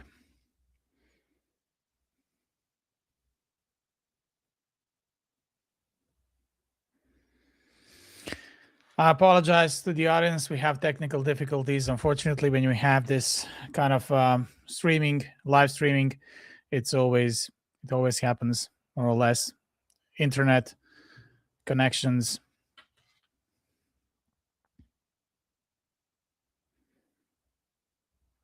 Usually it happens because we are all on wireless, and when the signal gets bad, we kind of lose connections. I guess technology is not perfect.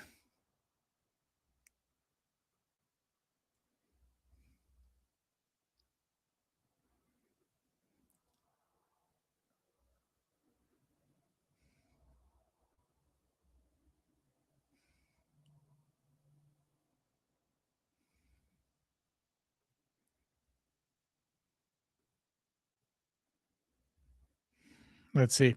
Let's wait for a second to see if things are going to improve.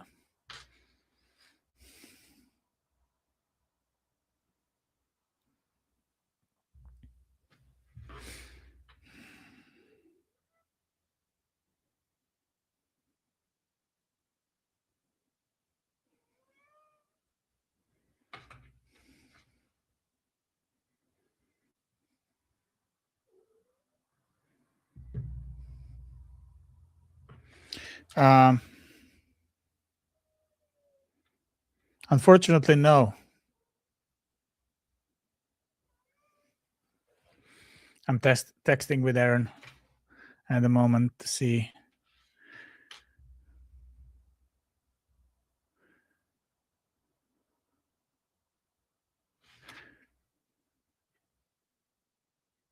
Try that. He's gonna try to leave and come back.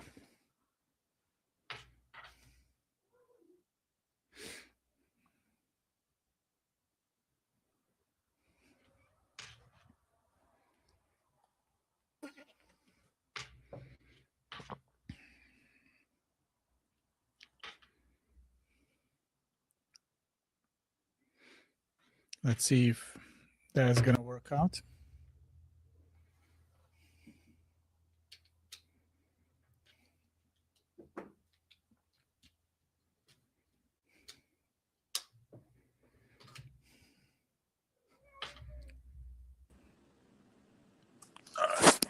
All right, now we can hear each other. Okay, perfect. I'm sorry about that, man. Okay, no problem. Meanwhile, my headphones died again. Oh. Yeah. Give me Yeah, one. I don't know if there's echo right now because I'm actually hearing you at the mic, Okay. which is Now not I, the. now I can hear you perfectly. Should be All all right. right. Yeah, I don't know if there's any echo for our audience because now the mic is here and the speakers are there, so there might be some kind of feedback. My But apologies. yeah, oh no, no problem. These things happen. Unfortunately, yesterday I tried to wire myself into wired internet, so I don't get this variable rate. Right, we getting to the wireless, trying to be as tech proof as much as possible, but Yeah, things no, happen. you're good. You're good. I'm sorry. My apologies. Next time I'm just gonna like I don't know, maybe not receive calls. I should have put that. My apologies, man. I No, was no gonna problem. I was gonna say this, Nick. Like maybe next time we'll talk on the phone. And yeah, man, I would love to have like a back and forth asking you about some of these things like Milosevic, like what you thought about like that time. We don't have to get into it today, but this is something that I'm interested in hearing more about, you know? Oh, definitely, that would be interesting topic. I mean, I have my own take on that. Of course. And my take on that is more complex because I had my opinions before I was in Serbia, and now kind of there didn't shift but much, but still it will be definitely interesting topic to engage. Da. It's very layered conversation, but I can tell you this, that most of the people back then, and most of the people, I think maybe majority of 60, 70, 80 percent of people were against Milosevic, but what happened during the bombing, we kind of, even those people who were against Milosevic, we were supporting the, not the Milosevic per se, but the country Of and course. our right to stand against the bombing. We united regardless of everything. We put our differences aside, and a lot of people went and defended the country as well. So that's what happened during that time, and afterwards we got back into our own dealing with our own issues because we wanted that man out of the out of the office, out of the power. We thought that this guy is extremely detrimental for the interests of Serbian people, and we had one guy that was instrumental for that win, which was late Prime Minister Zoran Đinđić. And unfortunately, he died in a terrible way a couple of years later. And I think he was the most brilliant politician, or the most brilliant politician that ever existed in Serbia. Wow. I'm not entirely sure if today's Democratic Party is actual continuation of his policies and his image and everything that he fighted for, but unfortunately, Serbia went into one direction then and was derailed, and I'm not sure what's going to happen. Yeah. What I see now, we were kind of back to Serbia instead of the United States. What I see now, there's protests again against Vučić, who was representation of, kind of Milosevic time. Because back then he was a minister of information, very oppressive to the free media.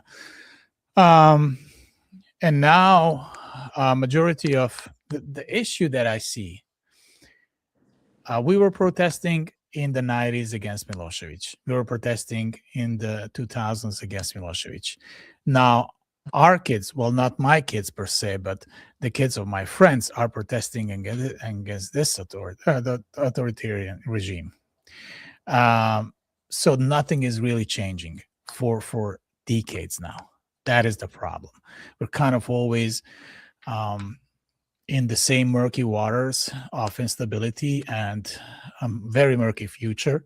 So that is the problem I see. And what I would like for Serbia is to flourish, to finally completely flourish and to be. Can you hear me? Yeah, I can hear you. I cannot see you, but What happened?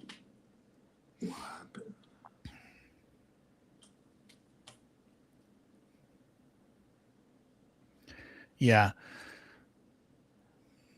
But the issue that I also see, Wait, and Nick, I'm can not you see sure. me? No, I can't see you at the moment. I can hear you, but I cannot see you. What happened? Wait, Nick, can you hear me? Yeah, I can. I can hear you. Oh, Can you for hear me? some reason, I cannot even hear you. Oh, wow. That is, I didn't get any calls or anything. Give me 1 second. I can hear you loud and clear. I apologize for these technical difficulties. It's just nothing is perfect, I guess.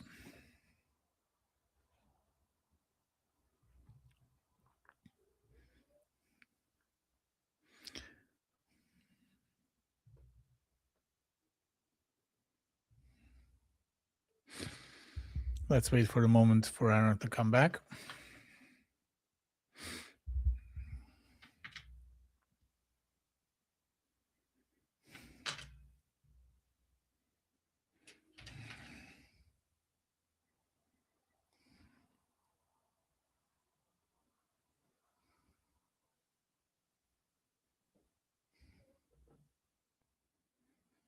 Okay. Things like this happen. His phone died. The battery died. Probably went into a low battery mode and then died. Happens.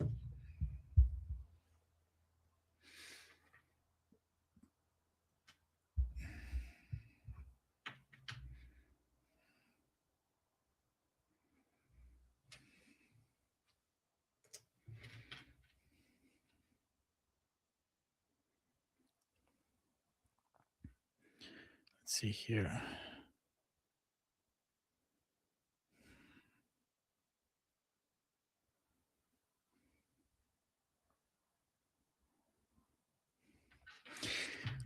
All right, I can see you again. Literally die, so I have to hold it like this, kind of. I'm sorry. Oh, no problem. That happens. So, yeah, we will learn from our through this live. But it was actually good, bro. But we just had some technical issues. My apologies. Next Yeah, time. and that's no problem. Yeah, that's fine. I mean, we're not on Fox News on NBC or CBN. It's like We don't have a whole group of people working behind the exactly, scenes. exactly. It's just two of us. We have to streamline this technical difficulties ourselves. Um, well, I don't know if anyone from the audience have any kind of questions for you. If they do, they can post a comment, and I will see those comments here on my dashboard. And let's see if anyone from the audience have any questions for Aaron.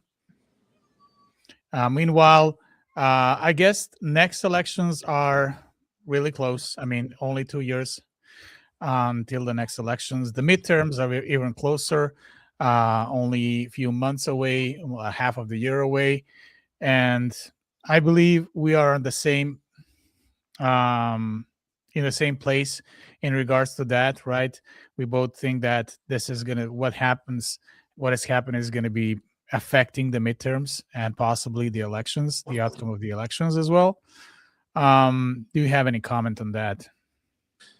Well, the elections are going to be, I think your assessment about what could happen, yeah, it's going to go to the Democrats. But dude, I'm so cynical about the political system here because I'm literally scared that, okay, the Democrats are going to win. They're not going to do anything that they did last time with Biden. And then the right will win. And then the presidential elections will come around. I saw this analysis. This is crazy. I don't know if you think the same thing, but what do you imagine if that guy Tucker Carlson ran for the Republican, like in the primaries, if there's a chance to, you think he could win?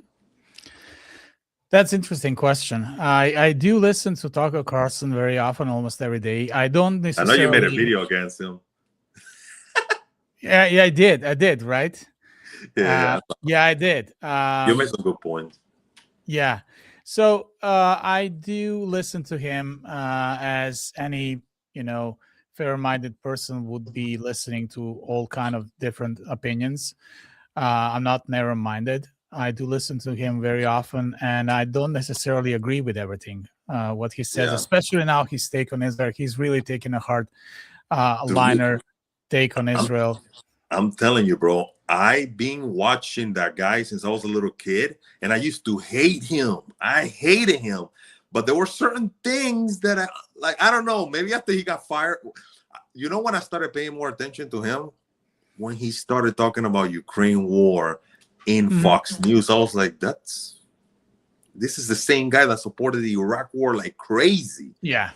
And then it was interesting because it was for the first time I'm like kind of like a prominent figure. I mean, not the first time, but like at least someone on TV like that and having like a main show. I think his show was #1 on Fox News for a long time. But obviously Bill O'Reilly was out of there during that time, and Bill O'Reilly at one point used to have the #1 show. Yeah, I ain't like him either, but he's actually kind of reasonable. I heard some things from him. I'm like, okay. But maybe I'm getting older. They say when you get older, you get more conservative. I don't know, bro. But I do think that, like, for example, I think his movement when it comes to, I'm talking about Tucker Carlson, his move from like supporting wars, I think is a positive thing. And I think also too, Candace Owen too. I used to hate her, like just not hate her, but just like some of her politics. And then when she started, because to me, bro, I'm telling you right now, like back when I was in college, I did a report on lobbying, right? Everybody in the classroom, it was a civics class. Everybody in the classroom had to pick a lobbying group that they wanted to kind of like talk about. Sorry, guys. Can you guys hear me? Yeah. Okay, wait. I'm having problems with my charger.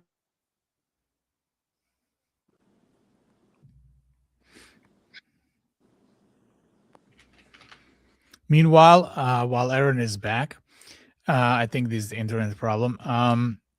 If you have any questions for Aaron, please leave them in the comments, whether you're watching from Instagram or you're watching from YouTube or Facebook. We are streaming simultaneously on all three platforms. So any comments there will be posted here on my dashboard. Thank you. Thank you for your attention.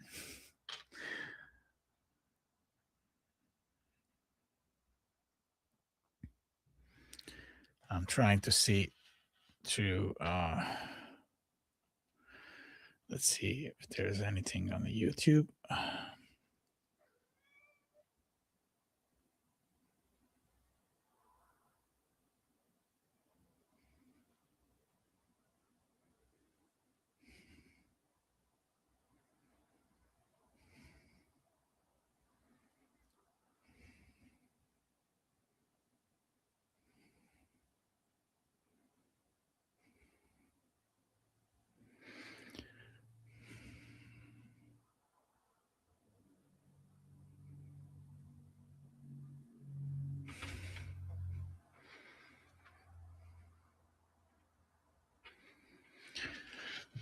Let's see on the Facebook.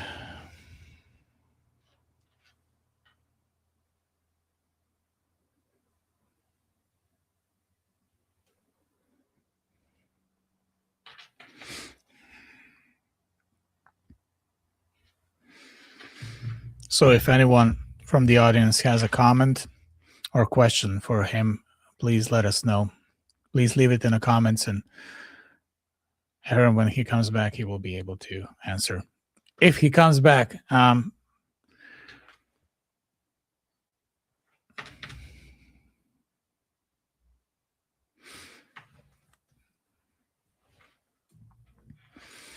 or if you have a question for me.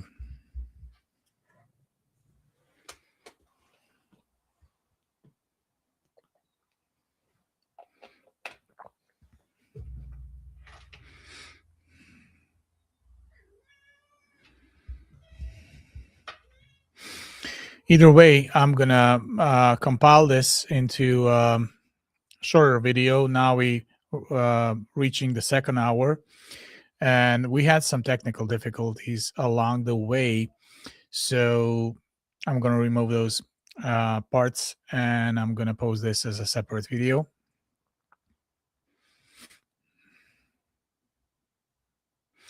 So if you weren't able to join us during our live, you will be able to see the separate video that is going to come shortly. Let me check out with Aaron.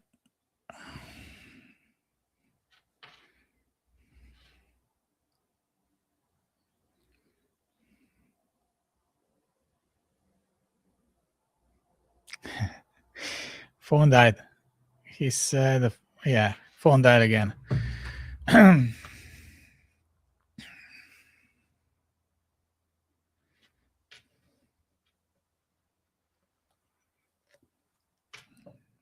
He's going back in. We should be seeing him shortly. Let's see.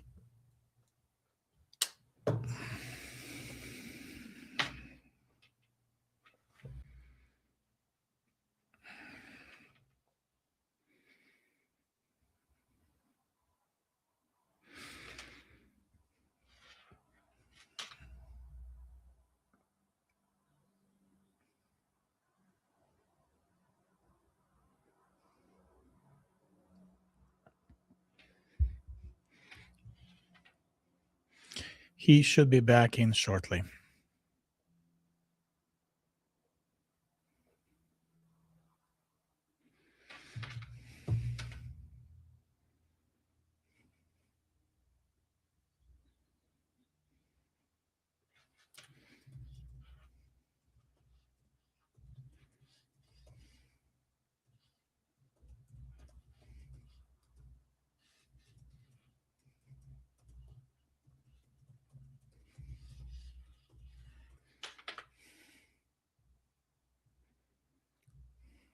All right.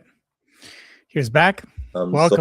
So sorry about that, Nick. And I have to kind of hold the phone like this now. No problem. No Yeah, problem. Problems with my charger. Yeah, the issues with the phones, right? Somebody can call you, it will break the stream, and battery dies, it will break the stream. It's like but I think you can put the phone so it doesn't receive calls. I didn't even think about it. My apologies. No problem. No problem. I have one comment here. It's from Natasha Lazic Milosevic. I'll connect you guys. She is a content creator from Serbia. I used to follow her way back when I moved, maybe 10 years ago. She has like a bigger channel of living in the States called Život u Americi, Life in America. And I was following her because I wanted to know more about, and she actually lived in Vegas at the moment. And she posted a comment that it was pleasure to listen to us. And I don't know if Natasha, if you have any questions for Aaron, questions for. Yeah, send me her link later. I would love to see the channel. Definitely, I'm gonna send you her link. Yeah, and then if you have any questions for Aaron, please post. Well, yeah, that's unfortunately, it's gonna affect. Going back to the topic, it's gonna affect our midterms. It's gonna affect probably the elections. And what's going to happen afterwards, I really, I don't know. We're probably going to go 360 degrees back to what it was before. And it's going to go back and forth. Oh, my God. That's a nightmare. It is, right? We need. I always like to say, because I'm coming from Serbia, every elections in Serbia were choosing between life and death, right? Really, it's really like that. And when I came to States, I finally can rest, because I'm going to be choosing this economical policy or between this economical policy. But regardless who is a president, Democrat or Republican, it's going to be more or less the same, right? Yeah. But it's not like that anymore. We are That's, extremely polarized country. and the thing is that I think, I mean, we have a two-party system. I'm not going to compare United States to other countries, but there are countries, and there's recent history that when there's a two-party system, like for example, Venezuela used to have a two-party system, and then the things became so bad that people elected someone like Chavez, someone that did a coup attempt back then. The same thing happened in Spain. Spain used to have, well, I don't know the Spanish politics now, but they had a two-party system. And then these radical guys called Podemos, which means yes, we can. They basically came into the political scene. And, you know, in Spain, they have the socialists, and I forgot the other name of the party. So they had a two parliamentary party system. The Podemos guys were more radicals, but this is the thing. They had a system where there was like, oh, liberals and conservatives. But then both, there were situations in Spain where los desalojados, like the people that were getting kicked out of their apartments, pensioners, all of these things were mounting, and both political parties did not have a solution. And then not everybody elected that radical party, but part of the liberal coalition had to now adjust itself to this other radical wing that got elected within their group. If in the United States, if either one of these parties does not start listening to the population, there's going to be continuing of more radical options, and people will go for those radical options because it's already radical having a two-party system that they don't do anything. Exactly. So I completely agree with you. Yeah, I completely agree with you. And to get back, I think you were mentioning Tucker Carlson and the possibility for him running for presidency. I mean, if that was happening like a couple of years before, I would say that is possible. Today, I'm not sure. I'm not agreeing with everything he says. I agree with something that he says, but I think he's pushing strongly. Now he's completely focused on the Israeli government. It's crazy. Trust me, it's surprising for me to see it, because I've been his trajectory. I was like 13, 12 when I was looking at his stuff. You know, he's been around on TV for a long time. Yeah. 14, 15, 16. That's crazy. Yeah. He is on point on some things for sure, but now I think he's hell-bent on Israel, and everything is Israel to blame, and everything is about that. So I'm not agreeing with that.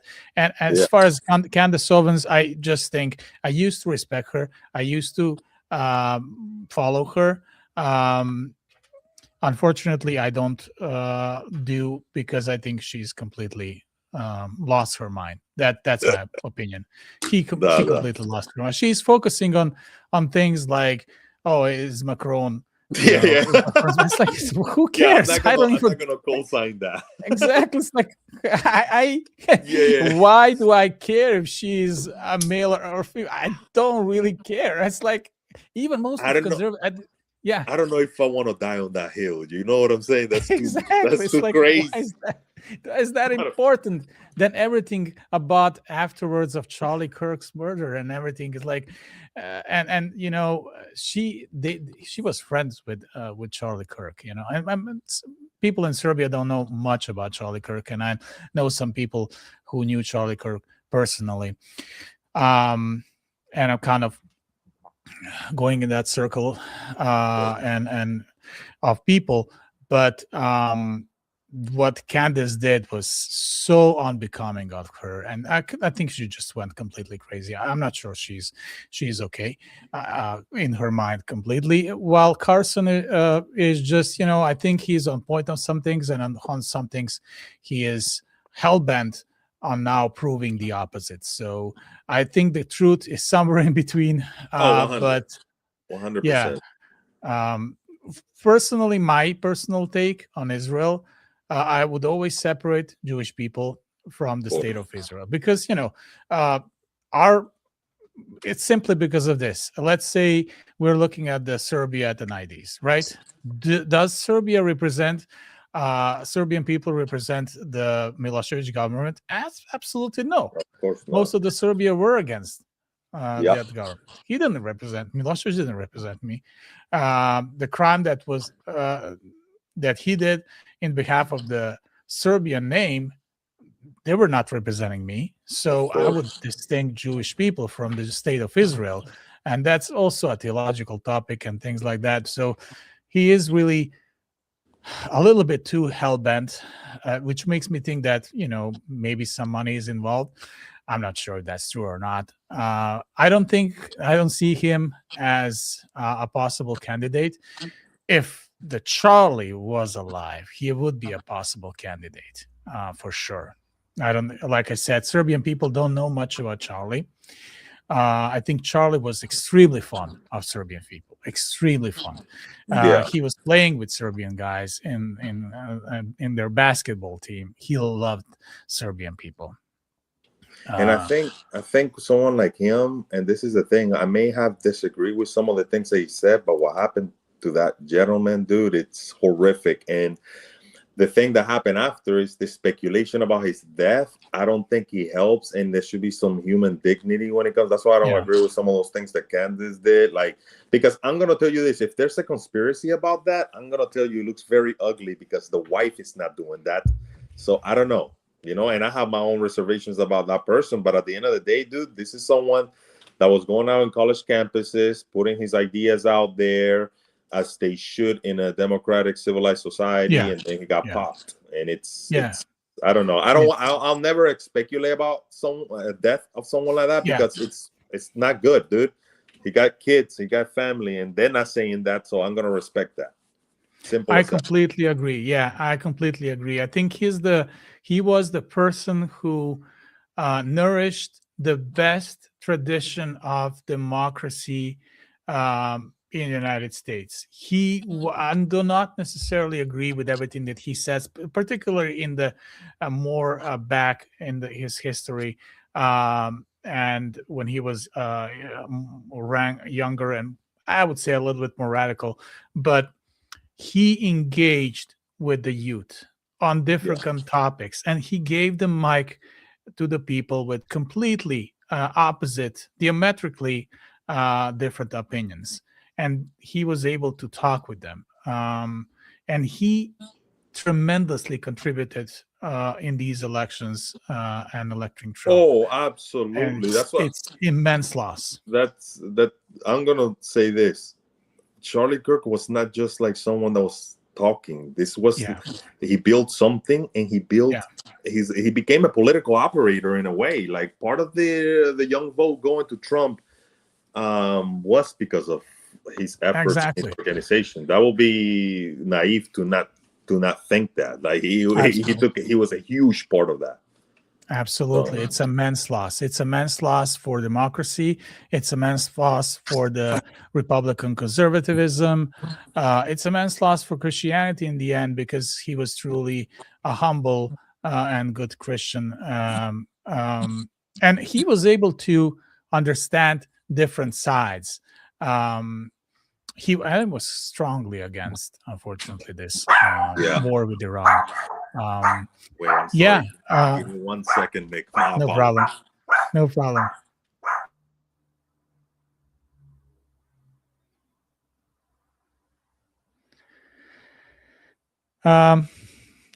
I think we're gonna be ending this conversation soon. So if anyone from the audience have, I will just say one question at this point for Aaron. And if not, when Aaron comes back, we're gonna closely end this conversation. I think we've been together for 2 hours. Like I said, this live is gonna be available as soon as we finished on YouTube. I'm gonna make a separate video, probably without these technical intermezzos, to call them that way, in the most euphemistic fashion. Okay, I think Aaron is back. My bad. My Okay. brother's little Chihuahua was barking, and then kids were, some young kids. They were like they're like kids trying to raise money, and they're Oh, trying to watch people's cars. So it's not. I So, know Chihuahuas are like that. I have two Chihuahuas. I know everything about Chihuahuas. So I know they're so small, but they're so vicious. It's like, especially when somebody is coming to the door. I know. You she's probably she's a beauty, man. But she's a beauty. But she's like she wants to be the tough guy here. So Yeah, I know. I have two of them. I have two of them. Trust me. they're really cute. One is the half with Chihuahua and that sausage dog. I forgot Oh, the name. Dachshund. Dachshund. So you can only The imagine star. Oh, she the probably has a ton of energy, dude. Oh Dachshunds have yeah, exactly, they're exactly. crazy. She is eating. So she is half of of our Chihuahua, because our Chihuahua is not, the other Chihuahua is mixed with the terrier, I believe, and she's a little bit bigger. Well, smaller than usual dogs, smaller than mid-sized dogs, but she's.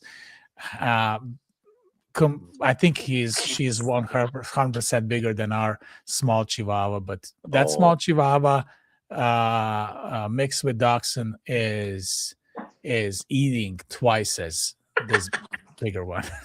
they can eat, dude. Yeah. This is it's crazy. And then when she barks, she completely modulates her barking. Now that bark is all like this. It's insane. It's insane. Having those two dogs. Yeah. They're family, bro. They become Yeah. family. Yeah, So exactly. We love dogs in this we, family. we We love love them dogs in this too, man. family. Yeah. Yeah. I don't know if anyone has a comments. I don't think at this moment nobody has any questions.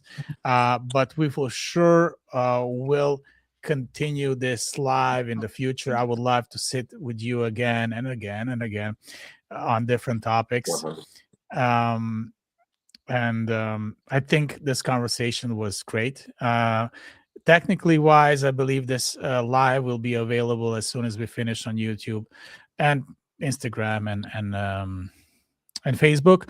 But I will make a compilation. I will send you the links with our recordings, and I'll make a compilation um, of with this technical intermezzos as well, so we can Well, use it I on was our gonna social suggest media. you. Yeah, and I'll give you a call briefly after we hang up real quick, and I'll give Sure. you some suggestions, Nick, real quick, that I think will be No good. problem. No Okay? problem. Of No course. problem. I'm looking forward to that.